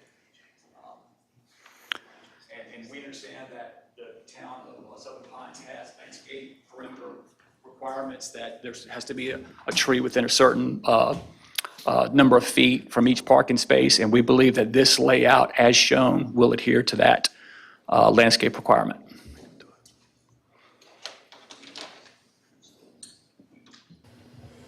I've got a question for staff. So we asked them to preserve some of the trees, so the undisturbed buffer, as well as some of the old growth hardwood trees that are in the area. Were they flexible, was the applicant flexible with that request enough that we are getting the tree save that we hoped for? Yes, ma'am. They've been cooperative. Once we pointed out saying that we would like to keep that undisturbed, they had no issues with it because it's also beneficial for them to screen it. So they were like, yes, we will comply with that because we were trying to preserve the pine trees in Southern Pines. So my personal opinion on it is, if giving someone a couple extra parking spots means we get to save trees, I think that's I don't know. I'm open to flexibility when it means we save our trees. Does council have other thoughts on the parking spots? I agree with you. Will you pull up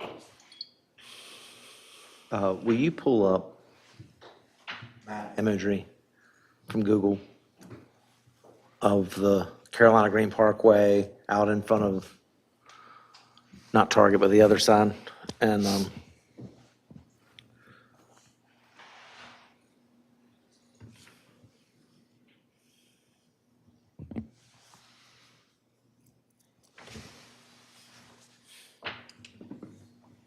right there, yeah.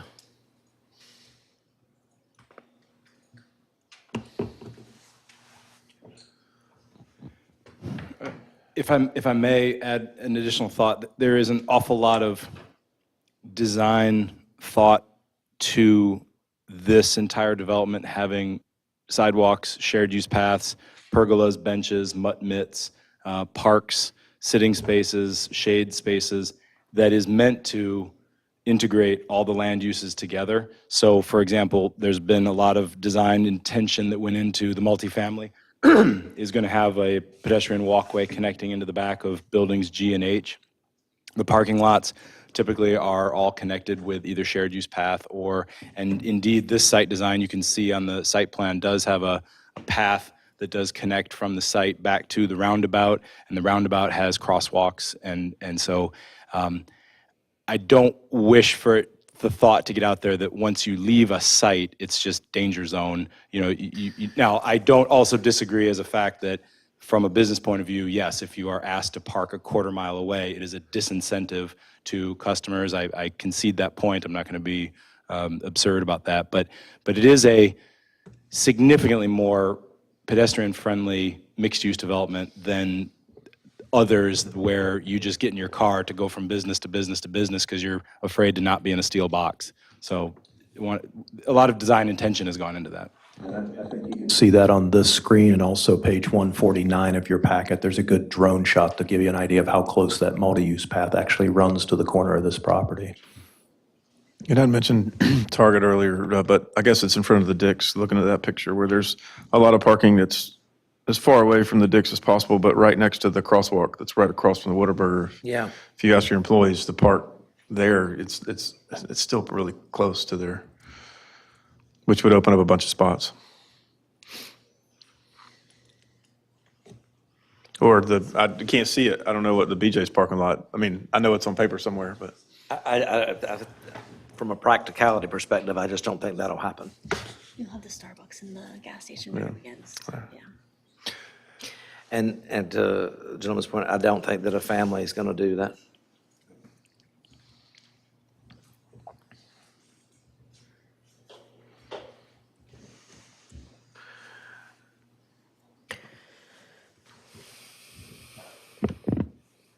So was it, if you remember, Gene, was it the staff recommendation for the 35 with the thought that it would allow for more beautification in those parking islands? Or was it just so that we're sticking closer to our UDO that said 33? What was the motivation behind your comfort with 35? The number came from the 33 that would be established anywhere in town. And we were willing to work with the applicant and give the 2 additional parking spaces for, the new delivery feature that most restaurants are going to. Then that's how we came up with a number of 35. Okay. Because 33 is normally what we would expect on this site anywhere else in town that is authorized to by right use. So that's the 33, and then we added the 2 additional parking spaces for the delivery. Am I allowed to ask Gene a question? Yeah, who would like to ask a question of Seth? If this were in another part of town and we were allowed to do the ordinance, is that a 33 minimum, the way the code's written? Or is that a 33 maximum? 33 minimum. Okay.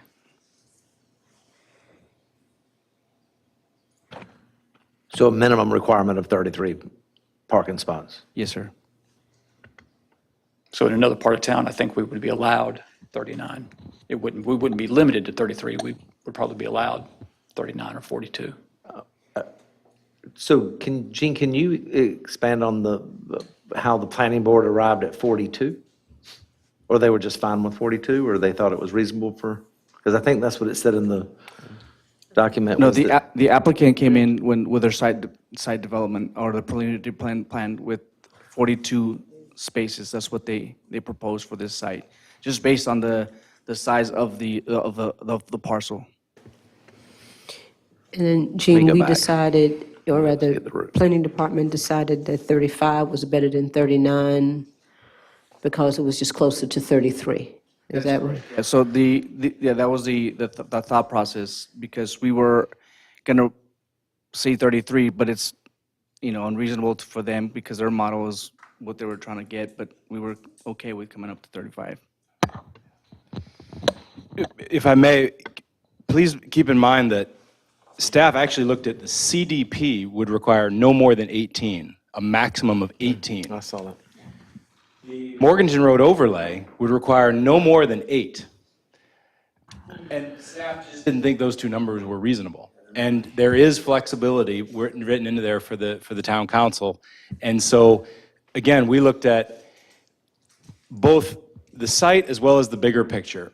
If, let's say the CDP said that the minimum was 45, we really wouldn't be having this conversation. We don't have much of a leg to stand on then to discuss it.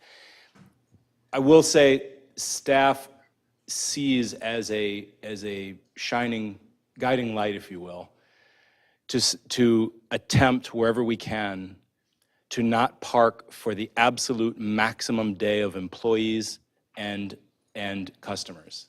And because that seems to be the guiding principle for many corporate interests right now.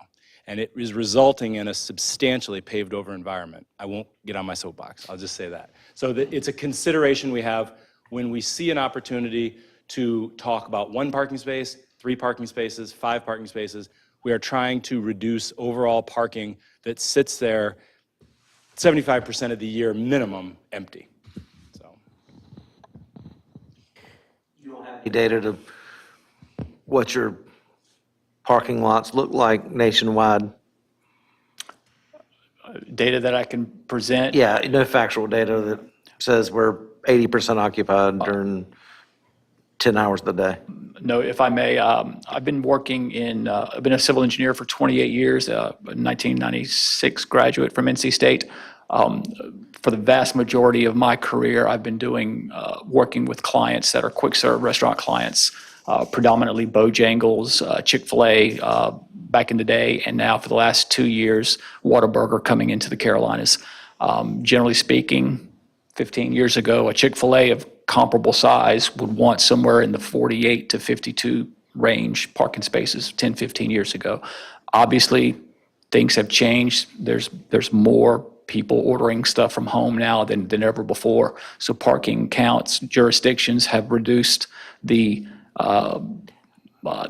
There used to not be anything such as maximum parking requirements, but over the last 10 or 15 years, I think everybody's seeing that. We are seeing that more and more. Whataburger, it has been around for about 70 years. Their sweet spot, they believe, what they need to operate at restaurant efficiency is somewhere in the 40 to 45 range. So 39 is not terribly unreasonable for a consideration. 35 gets down to that, low number that they would like to deal with. Whataburger's absolute minimum for a building of this size would be 33. Anything that a local town would have an ordinance that had maximum parking that couldn't get up to 33, their senior leadership would have to look at the site and have to bless something less than that for a building of this size.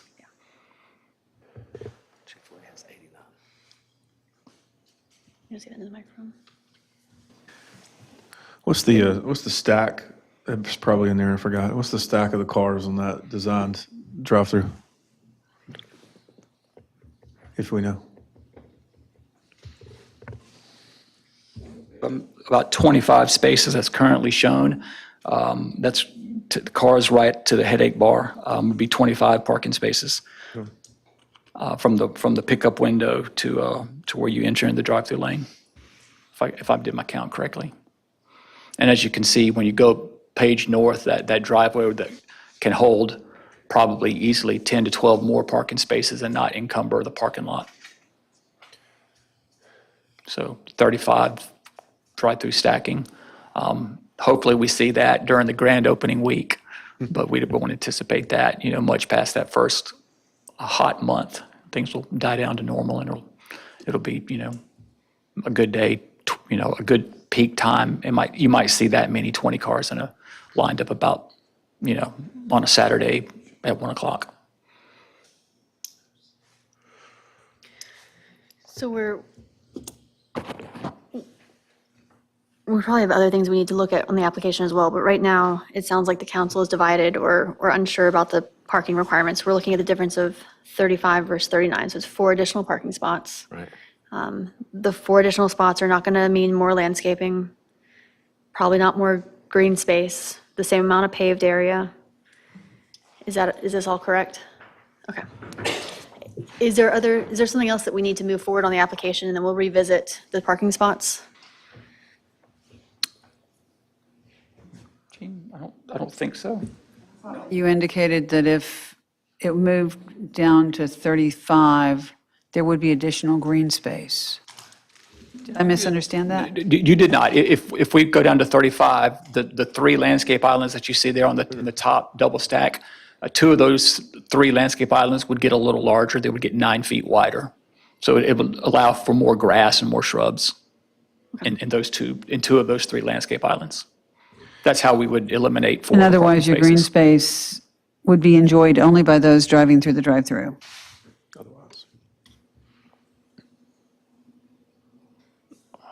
I'm not sure what that question means. Yeah. Okay. Yeah, he is.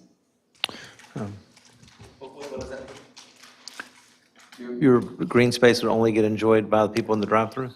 I'm not sure. They're the only people who actually have access to your green area, right?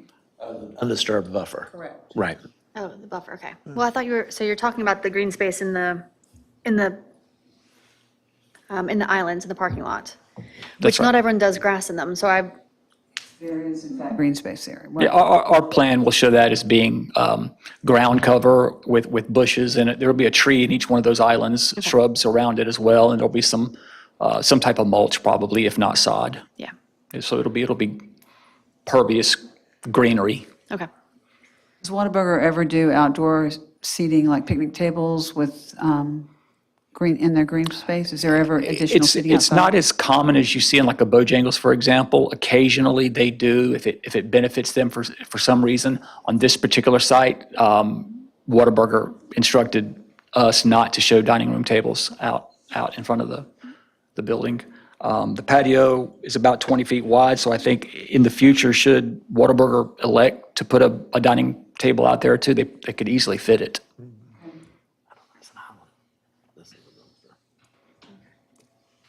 Mayor, Yes, sir. Yes, Attorney McCarley. reminder, because this is a CZ, I sense that the council is negotiating among the council and with the applicant. If you arrive at a number, they're going to have to agree to it Yes, sir. Okay. when you get to a consensus on council. Okay. Or 3 of you agree.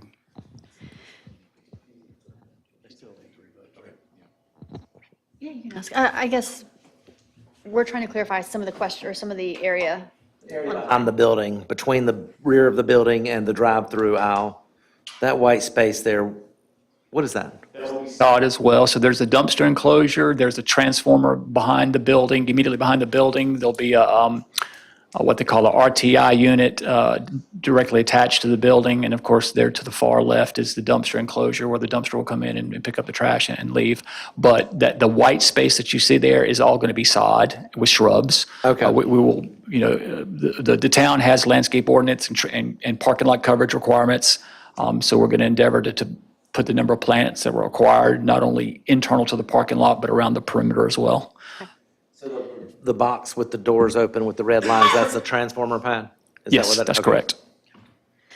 So our landscaping ordinance requires a certain number of bushes, trees, grass, whatever it is, correct? Okay. If we take away 4 parking spots, is that landscaping requirement going to change? It's a simple yes or no.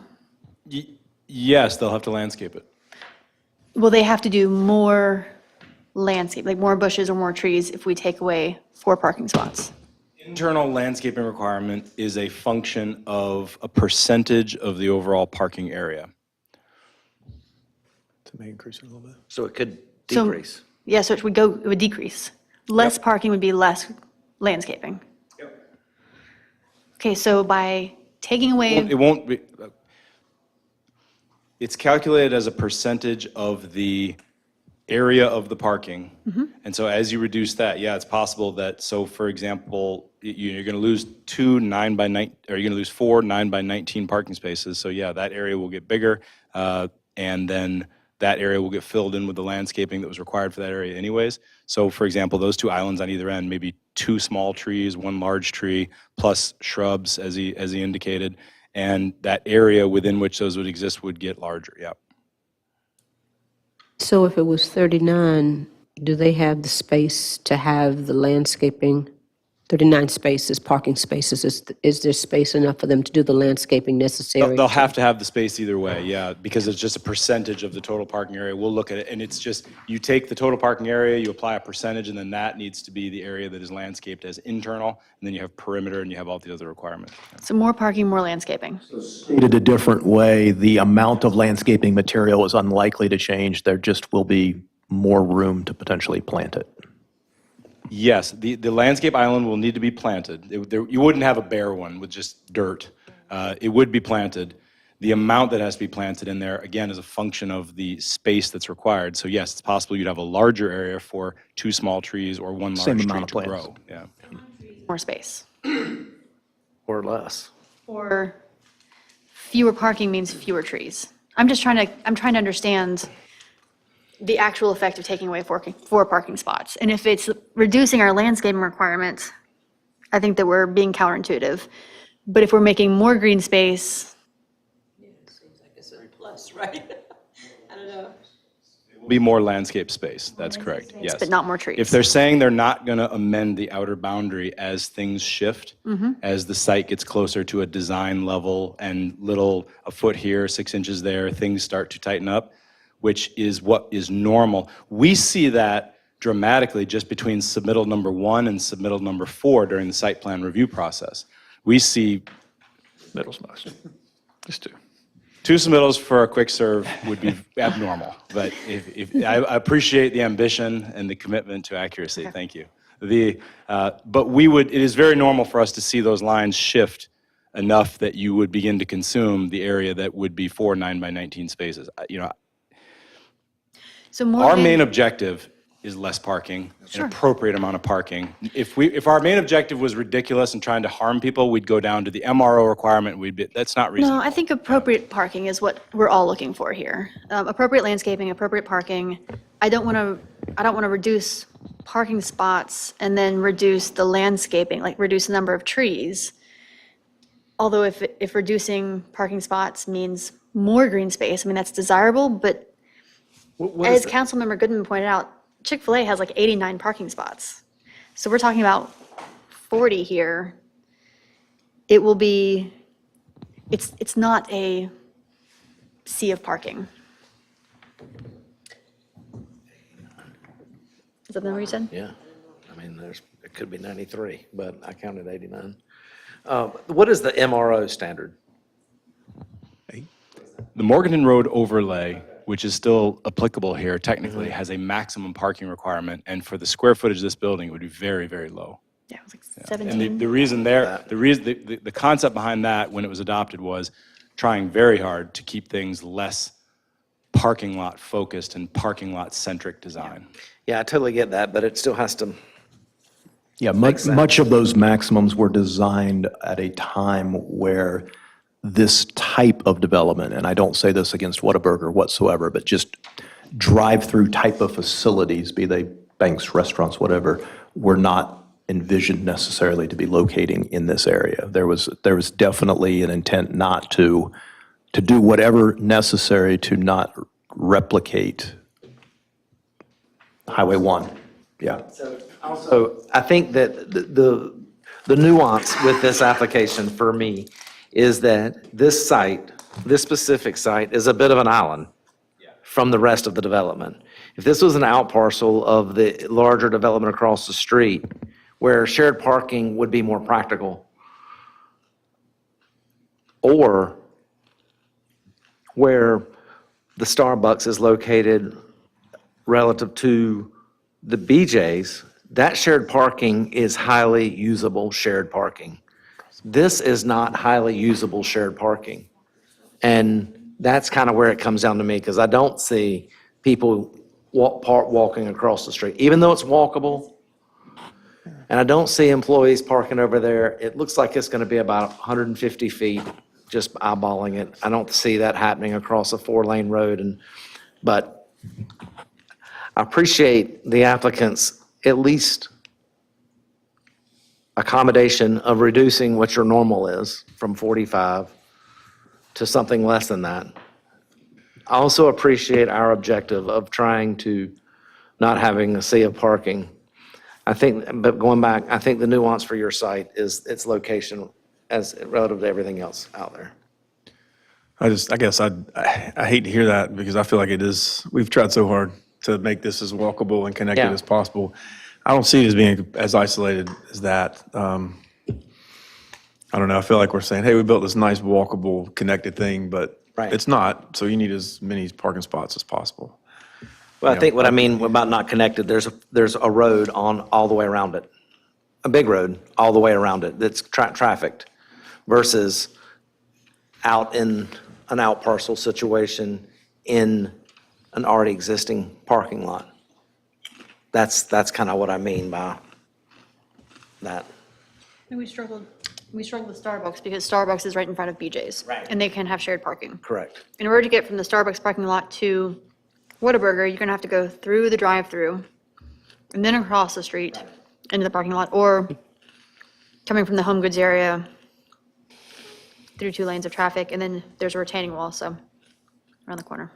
I know, I mean, oh, I'm sorry. No, go ahead.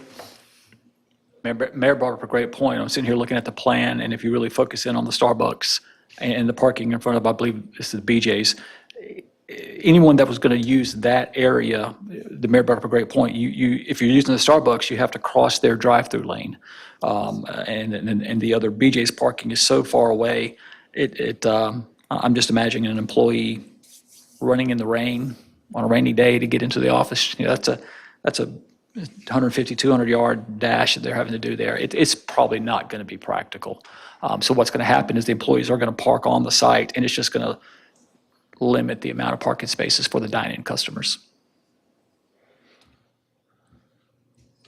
I'm pleased to know, after Planning Director Grieve made it clear that we don't lose greenery based on parking, because I think that was really something we kept, tossing around. Since we're not losing any greenery based on parking, I don't have a problem with 39 spaces. But I'm definitely listening to council's inclinations on that. Of the Starbucks parking spots, there's 33 parking spots with easily accessibility and a crosswalk to shared parking in front of BJ's.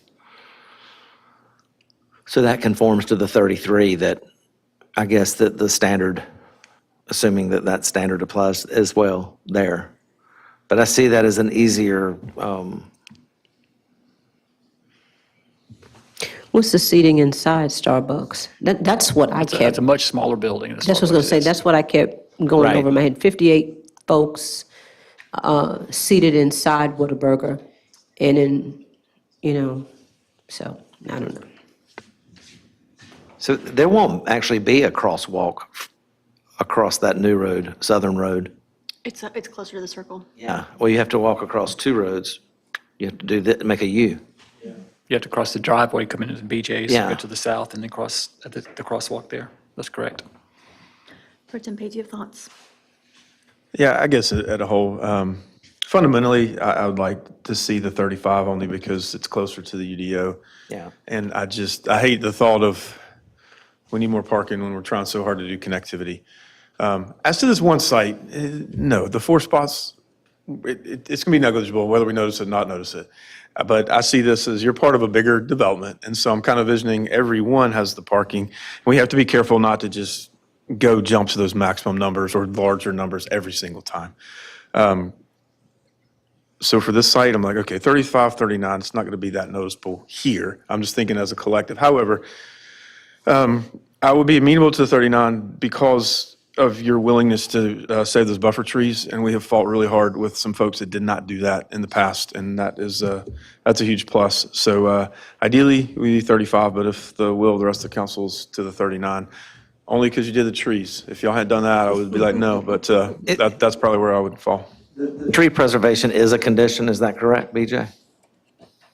Or Director Grieve? Yes. Yes, I will pull up the draft conditions as they're written in the staff report here. Councilwoman Peterson, would you like to weigh in? Weigh in at 35. Okay.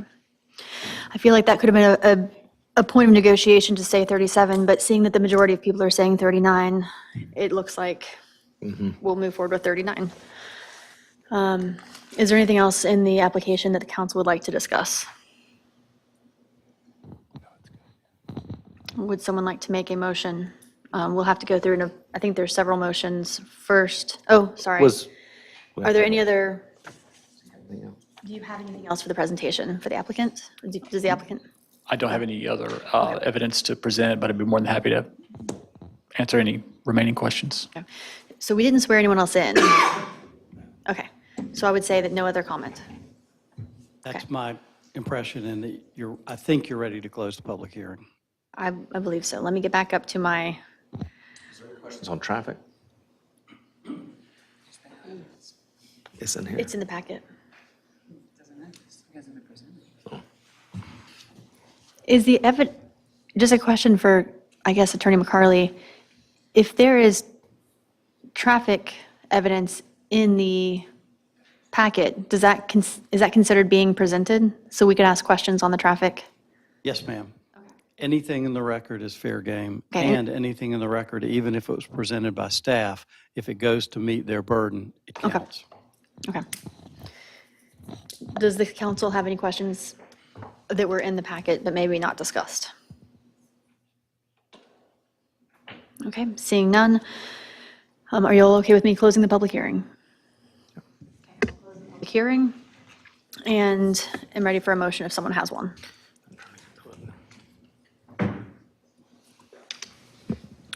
Let's see. I'll move to adopt attachment 1 of the staff report as finding of fact regarding the proposed preliminary development plan PD-06-24 with the following changes: that the parking number mentioned in point 2, second paragraph, be amended from 35 to 39 spaces.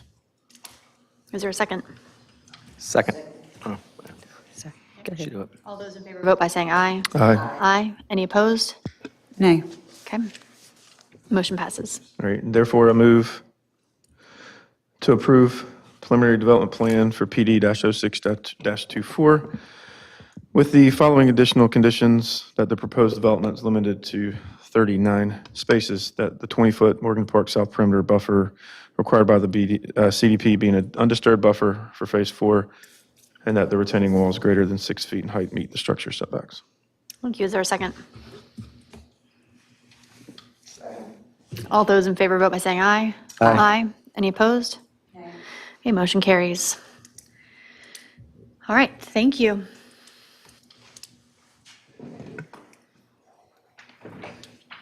Okay, moving on to our action items. I believe we have staff to present a skateboard pedestrian district discussion that was it our last council meeting or our last work session? I can't remember. Work session, okay. I think staff has a recommendation for us.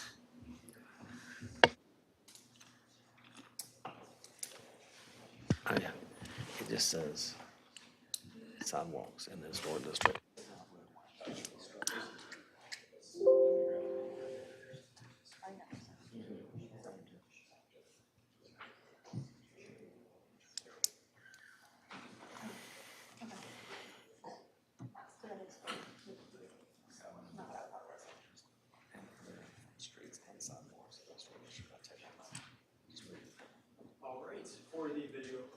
For the video record, again, Mason Maddox, planner. This time, I'm back up here to discuss a continued item. It was from the October work session. It is a proposed amendment to the town's code of ordinances, which will expand the permitted places in which skateboarding is permitted. I'll briefly restate for everyone here tonight that the term skating does refer to broader activities such as rollerblading, using scooters and like activity. It does not refer to bicycling. So we're all on the same page. I'll skip ahead to two facts that summarize where we are now in the present day with this. The first fact is that now we have the Elaine T. Bailey Skate Park, which opened on December 13th. The second fact is that one can legally not skate to our skate park. One is expected to take their skateboard, get in their car, drive to the skate park, get out of their car, put the skateboard into the park, and you get the point. Together, these two facts have created a refreshed interest in amending the Code of Ordinances, which management reintroduced to council and asked for planning's assistance on. I want to make an unusual but brief and important distinction here that we have not been tasked to work on this as planners that are employees of the town, but rather employees of the town that happen to be planners, if that makes sense. We're really good at paperwork. We listened to your notes from work session and created a potential path forward with an ordinance amendment that is ready to be adopted tonight, if that is the will of our council. And if not, let me know. I'll be happy to continue working on this as directed. Assistant Town Manager Jessica Roth has been extremely helpful in guiding me on this.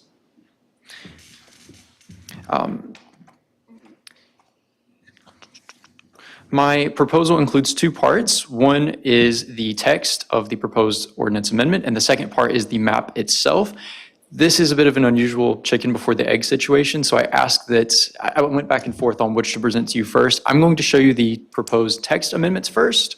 You'll see the map as a sneak peek in there, and then we're going to discuss why I chose the map and why. So definitely try to be mindful of that distinction, try to set it aside as best as you can. We'll come back to it. All right.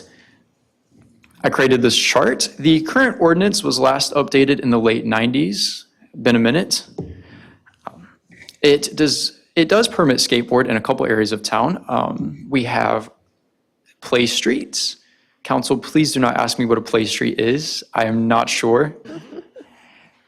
Skateboarding is also permitted on streets in single family that are not thoroughfare or collector. So that's our current ordinance.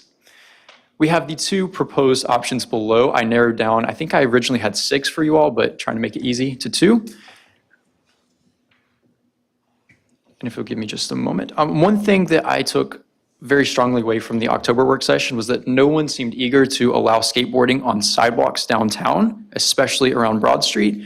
You'll notice on the far right of the second chart that that is not permitted anywhere in my proposal. There were also some concerns about safety, especially around Downtown Park, which is why I have these two options in the first place. One to permit skateboarding on the streets, and the other one might not permit skateboarding on the streets. I do want to say that another point brought up at that work session is that bicycling is legal on downtown streets. People do bike around Downtown Park. There were concerns about safety as far as how this will impact that area. If drivers that are parking and going to the park need to be more careful of that sort of thing. It is our belief that adding some additional means of transportation, such as skateboards, may create an incentive and a broader discussion on allowing people to slow down in those areas to make it a part of town where we encourage this activity. Planning is all for getting people out of cars in parts of town where that seems to be appropriate, especially downtown Southern Pines. Very, very walkable place. So that is why planning is ultimately advocating toward option 1, which will permit skateboarding on all streets and sidewalks outside of, when I say downtown, it's the historic district. That's the big map surprise, but not on sidewalks. And I did run this idea by Chief of Police Nick Polidori. He had no objections to my proposal and my recommendation of option 1. Mr. Maddox, what is what's a toy vehicle? Toy vehicle has not been expressly defined in our ordinance definitions, but that might be something for Attorney McCarley to work with me on. Toy vehicle. Okay. I just feel like if it's what I would imagine as a toy vehicle, it's like a plastic thing that a small child is in. Some people call it But that would lead me to think it's okay. If it's someone under 10 years old, it's okay on the sidewalk, correct? I will need to check on that before Okay. I can speak. Okay, thank you. I'll make sure we touch base on that. Someone who is 4 years old with a motorized Barbie car is now allowed on the main street, correct? On streets outside of this historic district, if in both options, that would be correct. Correct. 4 years old, Barbie car, motorized. Just putting that out there. Certainly open to a larger discussion on our definitions of these vehicles and these activities. I'll need to check again the references to our code of ordinances as far as biking goes, because I do recall there is a provision which states that people are under the age of, I believe it's 10, are able to bike on sidewalks with an accompanying adult or something I can check on. All right, this takes us to our proposed map. This is what was proposed in 2022 originally, with the red line indicating the proposed pedestrian district and the green line being parking exempt areas downtown. At the October work session, something else that we tuned in on especially was the discussion over wayfinding. No one on council seemed eager to put signs at the halfway point of blocks that lists the rules of skateboarding when you have to get off of it. So some challenges are certainly present there with creating a new district. Planning certainly likes to advocate for simplicity and utilizing what already exists. Our central business zoning is already different than the downtown overlay, which is different than the historic district, which is different than, yes, I don't need to go on. So when we can utilize something that's already there, I think that we think that it's in everyone's benefit. And that is why we have proposed utilizing the existing historic district as a pedestrian zone / only allowed to skateboard on streets area. This comes from council having main concerns about the businesses on Broad Street, wanting to protect those. And so that is why this boundary was chosen. It is certainly subject to your discussion. Will you repeat what you just said about only the streets? You were talking about this map, you said that. Of course, we're getting into the chicken and the egg scenario again. So here's the historic district, the local historic district of Southern Pines, and then the two proposals, one of which would allow skateboarding on option two. streets. It's the streets in option 2. Right, correct. Okay. Attorney McCarley, are there regulations, Councilwoman Peterson mentioned like the Barbie vehicles. There are state regulations about, I know golf carts can be on certain roads, but can you have toy vehicles? Are we running into our rules overlapping other rules that are creating unsafe situations for children?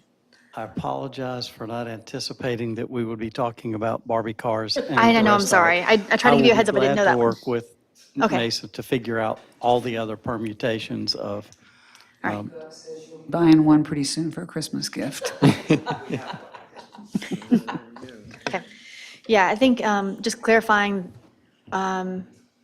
children's vehicles especially, and like when it's allowed on the sidewalk and age difference, I think would be important to have just for everyone's It's been a long awareness. time since I've had to deal with little children. Mine are old and grown, but if I'm remembering right, those motorized vehicles for children don't really go that fast. They don't, yeah. they're So slow. they're, yeah.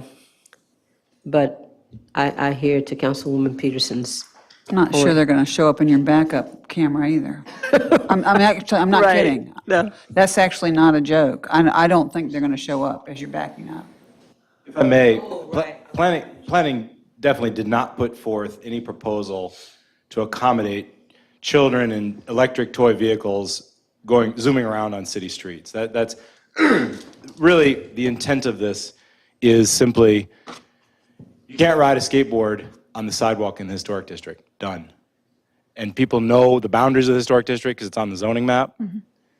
And when it comes to the definition of a toy vehicle, that's out there right now. So there's all kinds of streets all over town that if Barbie vehicles driven by 4-year-olds are allowable as toy vehicles, the current ordinance would allow them on many, many streets in town, and we don't have a problem with Barbie vehicles taking up our streets. So I say that only as kind of the 80-20 rule or the 90-10 rule is, all we're really trying to do is make it simple that you can ride a skateboard or roller skate in town, and there are sidewalks where you can do it, and there's a few sidewalks you can't because of that traffic. The broad street, everyone, when you think of the worst case scenario, you think of somebody coming out of the bookstore and somebody zooming down the sidewalk and schmucking into them and having a problem, or a few of the side streets that just come off of Broad with the very pedestrian oriented. But by the time you get to Bennett or the time you get to Ash, you're in a different context, and there are sidewalks now on both sides, much of Bennett. You can be, if you do historic district, you can be on the far side of Bennett on a skateboard,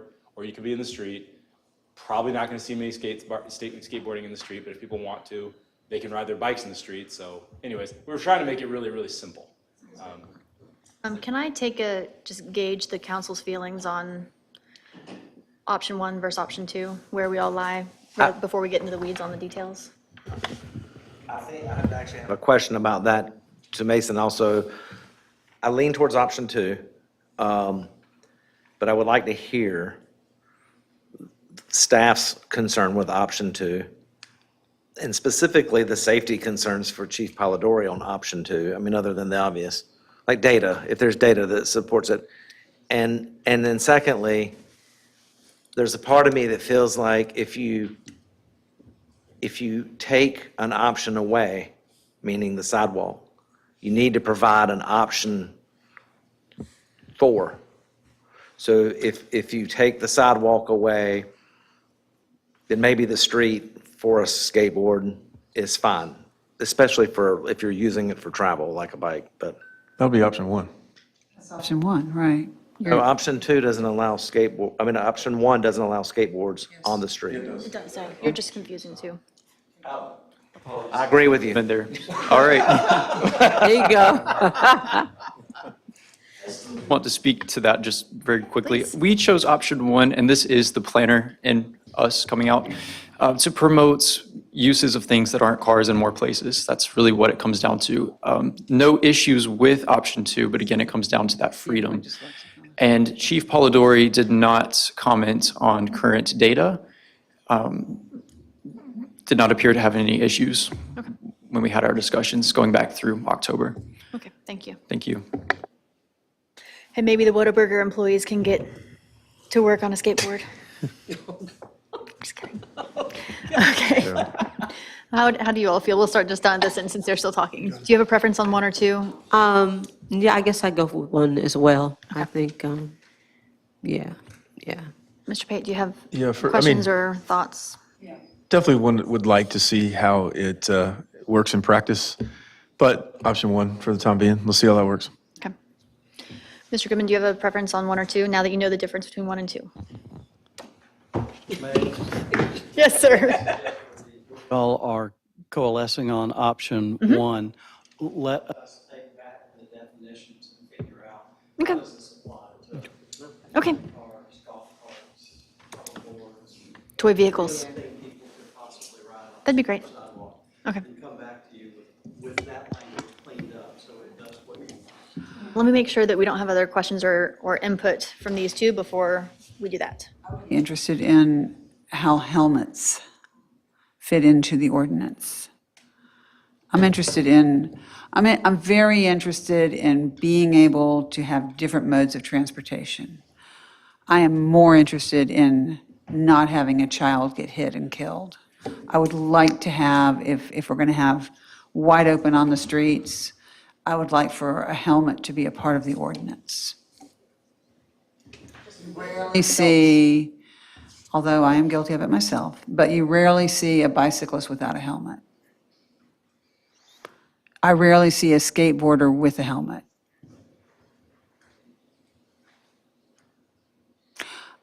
I'm so absolutely on board with different modes of transportation and minimizing how much we depend on our cars.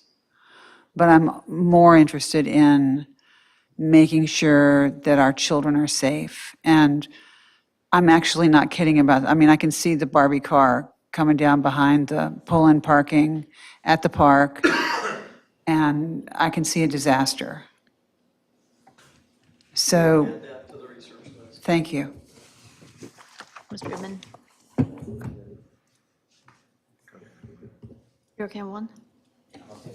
Is there anything specific you'd like to add? No. Okay. Yeah, if staff will go back and work on those definitions and application, that would be great.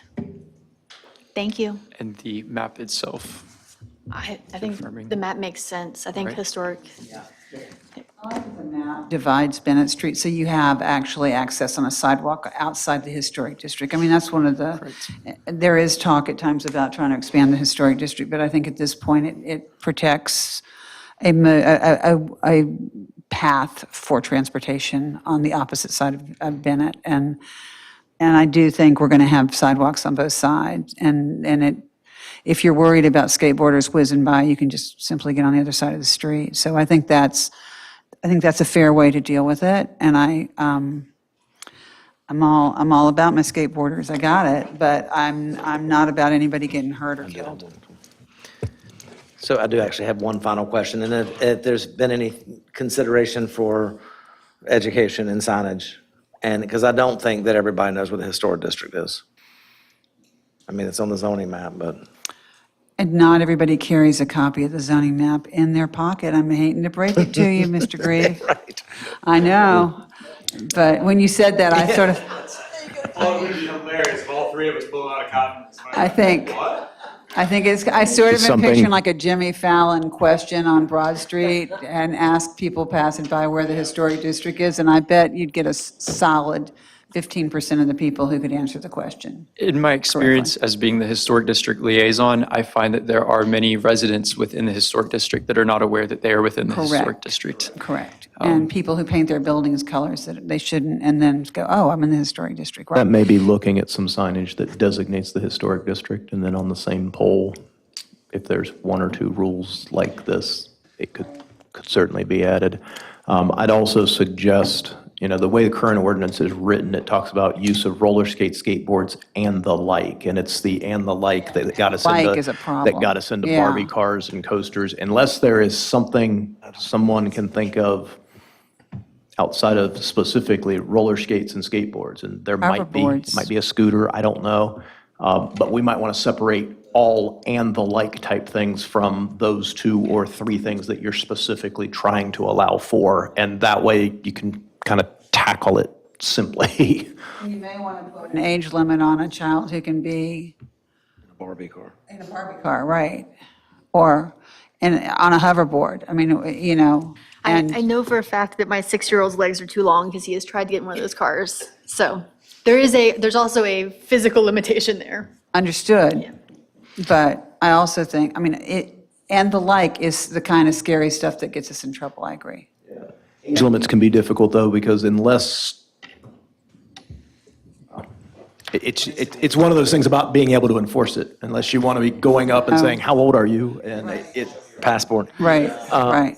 The mayor brought up a good point. One of the options, I don't think this is by itself is sufficient, but the Southern Pines Business Association, I believe, does those signage downtowns, the maps downtown. That's who does that. And maybe we could collaborate with them to put something on that. Do we even have that as a historic district? If I recall, and that map may have the historic district boundary on it. I think it does. Oh, right. think that that map necessarily highlights the historic district, but I think the boundary is on there, and then they do have businesses that are both within and outside. But for some reason, I think that map, I feel like I've looked at it and thought, oh, that's cool, they have a historic district on there. That may be the place, there may be the place to do it, yeah. Okay. Do you all need a motion from us, or is just recommendation to look into it further enough? I think all we would need at this point is just, if we have a general direction, you Okay. can come back with the actual ordinance language for the change. All right, thank you guys. Continue it? Do you want us to continue it and leave it at? Just take no action. Okay. There's no hearing or anything. Yeah. It's not a public hearing. Okay. If you continue it, we'll just bring it back to you when it's ready. Okay, thank you all. Thank you. All right, moving on to Phase 2 Comprehensive Plan Implementation Projects. I believe that this is something Director Grieve gave us some overview and asked for our input, and maybe you're coming back to us with recommendations on what to address or priorities.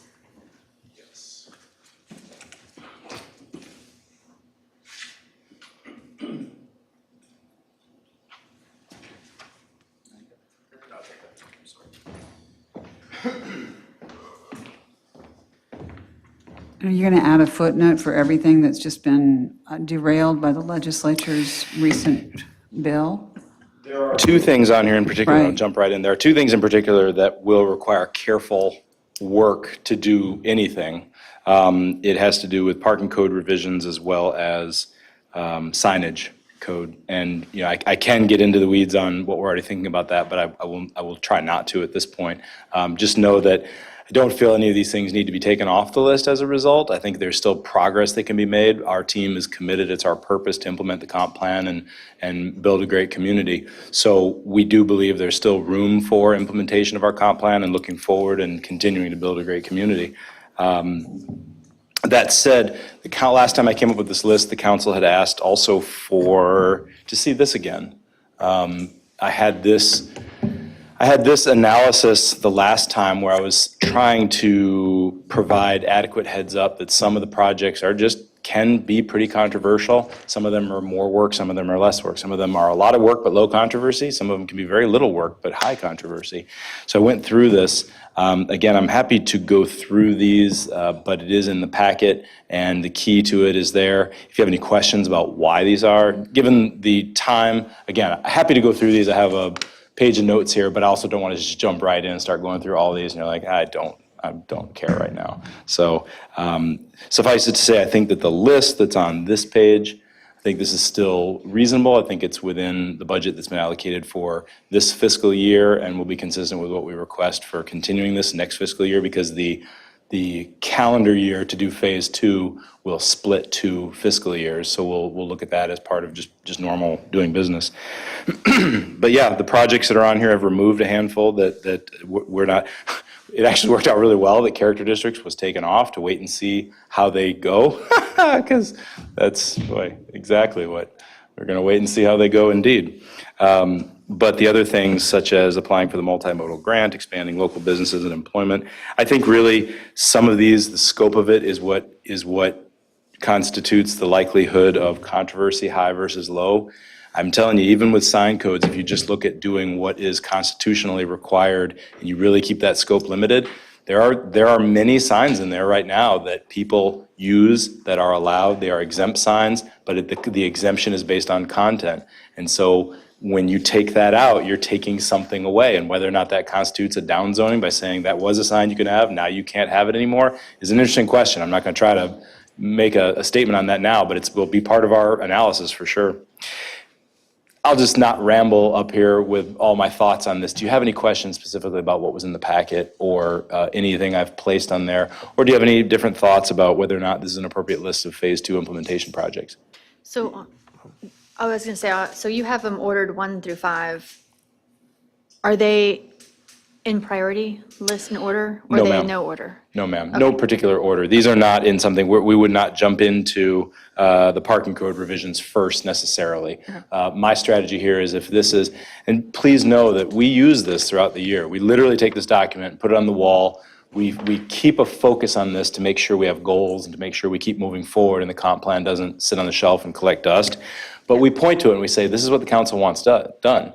This is our purpose, this is our meaning, this is what we do. The council wants this done, and we're here to work on it and deliver to them the best product we can deliver.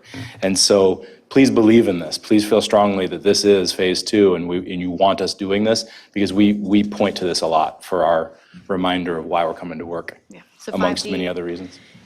5D, because it's less controversial and less work, maybe that's something that just, you can check off the list quickly just to feel accomplished and then move on to things that are more controversial. We did that in phase 1, actually. We had a couple that we thought, all right, let's get this one going, and that way we can say we're 20% through, like the second month, we're kicking butt. We're really moving along. So yes, the UDO cleanup, the 166 revisions, the vestiges in the UDO, and the watershed credit transfers are going to be very easy things to bring in pretty quickly.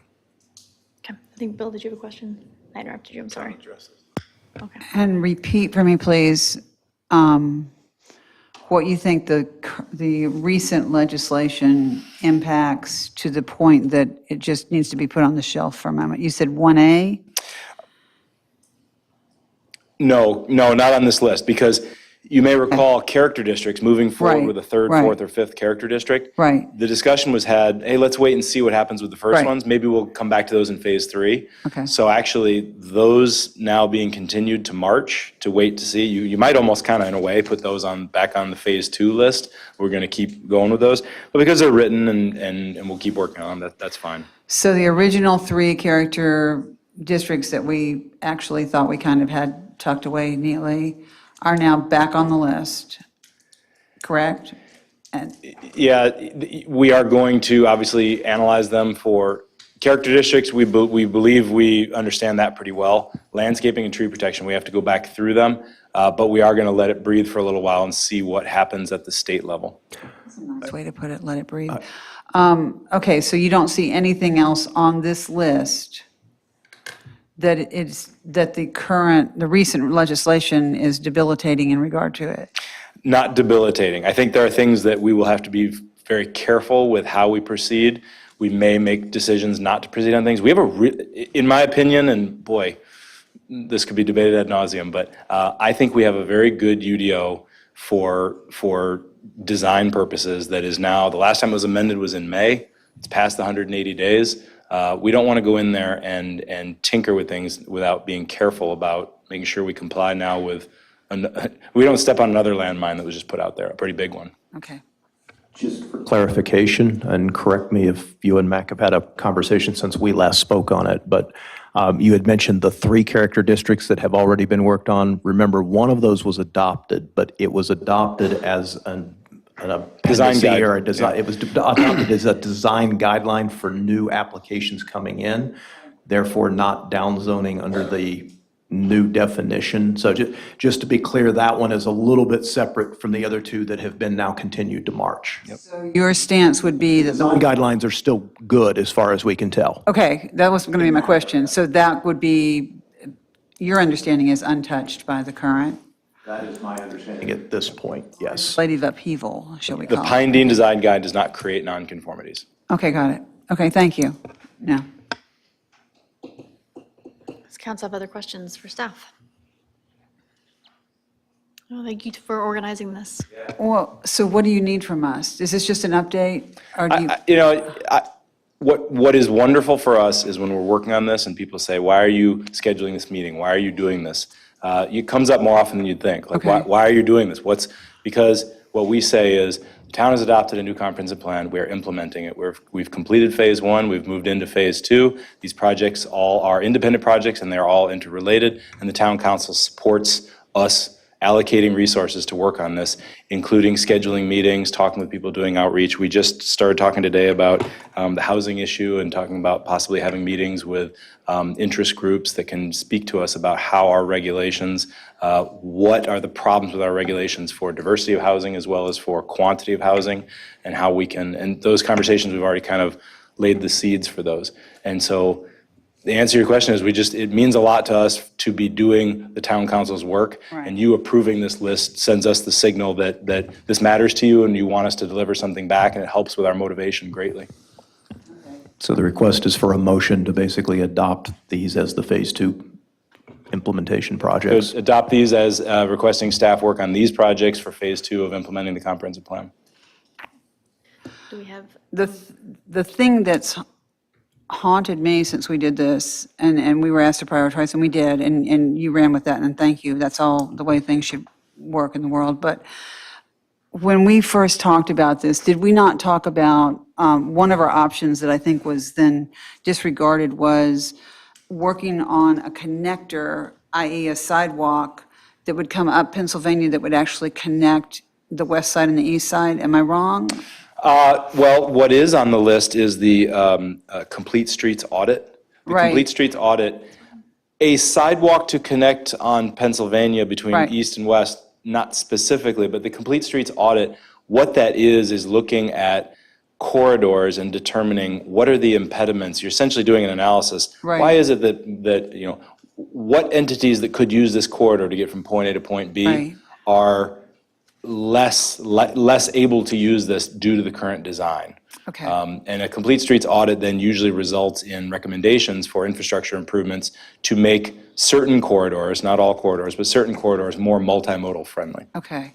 Yeah. That is something that I wish I had asserted at the time, more personal interest in making sure that there was a connector. I think that's essential as far as the town A goes. sidewalk connector on Pennsylvania On between. Pennsylvania between east and west, it's not, there's not a full connection there. Peterson, help us out. I'm not getting the connector. Tell me what you mean.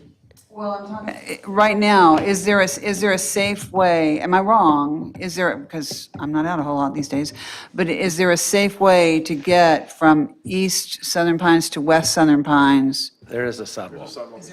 Walk all the way there? All the way down Pennsylvania, yeah. There's not a multimodal marked way to do that. That's correct. Okay, There's a sidewalk. there's a sidewalk, but, What there is a different feel. if there was, Lighting. Yeah, the design changes a number of times along the way. Yeah. One of the things we see right now more and more, I see it personally frequently, is people walking from the bus station to the train station. right, I see right. a lot of people with suitcases right now walking from the bus station to the train station. There's a Greyhound bus picks up, yeah, exactly, right on there West at Southern the- Pines, at right Phil's, by the yeah. gas station. That's there is an increasing amount of traffic from that. I'm surprised by how often I see the wheeled suitcases. Right. If there was a multimodal, if there was some incorporation of a multimodal that allowed people to get safely east to west or west to east, that would make me happy. Anyway, it's a priority for me. I want to touch on that, what we just said about the train. I know that when we met with those folks several months back about the bus, the public transportation stuff, because they control, I think they said that the rail division or the NCDOT does control Greyhound? Didn't they say something like At that? least makes recommendations on where Greyhound would pick up and drop off, yeah. Attempting We to- talked about specifically about having that stop at the train station and on Pennsylvania. So there isn't that long connectivity between, that's a pretty decent hike It is. with luggage. If they would stop twice. Yeah. It'd be ideal if they would stop at both. We can make that request. Yeah. Do you remember that? Stop by Whataburger for a. Pick up employees. Do you remember that discussion? No, sir. I was not involved in that Yes, discussion. you were. You were there.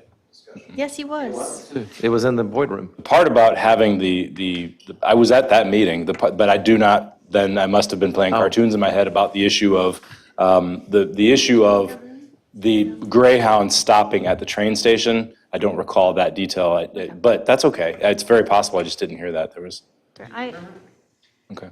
You were there. I can send an email.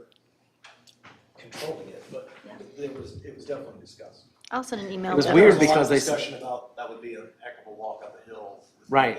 And it was weird because it was like, we have influence over They that. had influence. I don't think they controlled it. Yeah. But yeah, they did have some sort of impact Right. on that. I remember that part of the discussion because that's what made me start paying attention to it. No, I just don't remember the part about saying that the Greyhound would stop at the train station, but that doesn't surprise me. That's fine. I missed that part. I'll just ask if we can have, if they can recommend 2 stops. Yeah. Cool. Yeah, Complete Streets audit would, again, your first step in a Complete Streets audit, and I've looked at a handful of examples recently to understand the scope of that project, and it's actually a neat process. You just you identify what your constraints are. You know, why don't people do X, Y, and Z? And then you identify those, and then you find your low-hanging fruit for projects to improve that. And then you know, if you want to do it, you commit to it, and it's a pretty neat process. Isn't some of that going to be included in the Safer Streets grant, like the study that we are requesting for the MPO? It could be. Okay, well, I hope so. If that grant comes through. And along the lines of some of your multimodal in Pennsylvania, if you take a look at your bicycle and ped plan, there's actually a plan in there for Pennsylvania, but Right. it's always been, it's been viewed as problematic in some circles because it would essentially lose all of the parking along Pennsylvania, particularly through West Southern Pines where where that is the parking for a couple of small businesses and things along that corridor. So that there is a trade-off to be had there if you go one direction versus the other. But there has been some discussion of that in the past, and there is actually, I think, a cut sheet in the bike ped plan about that.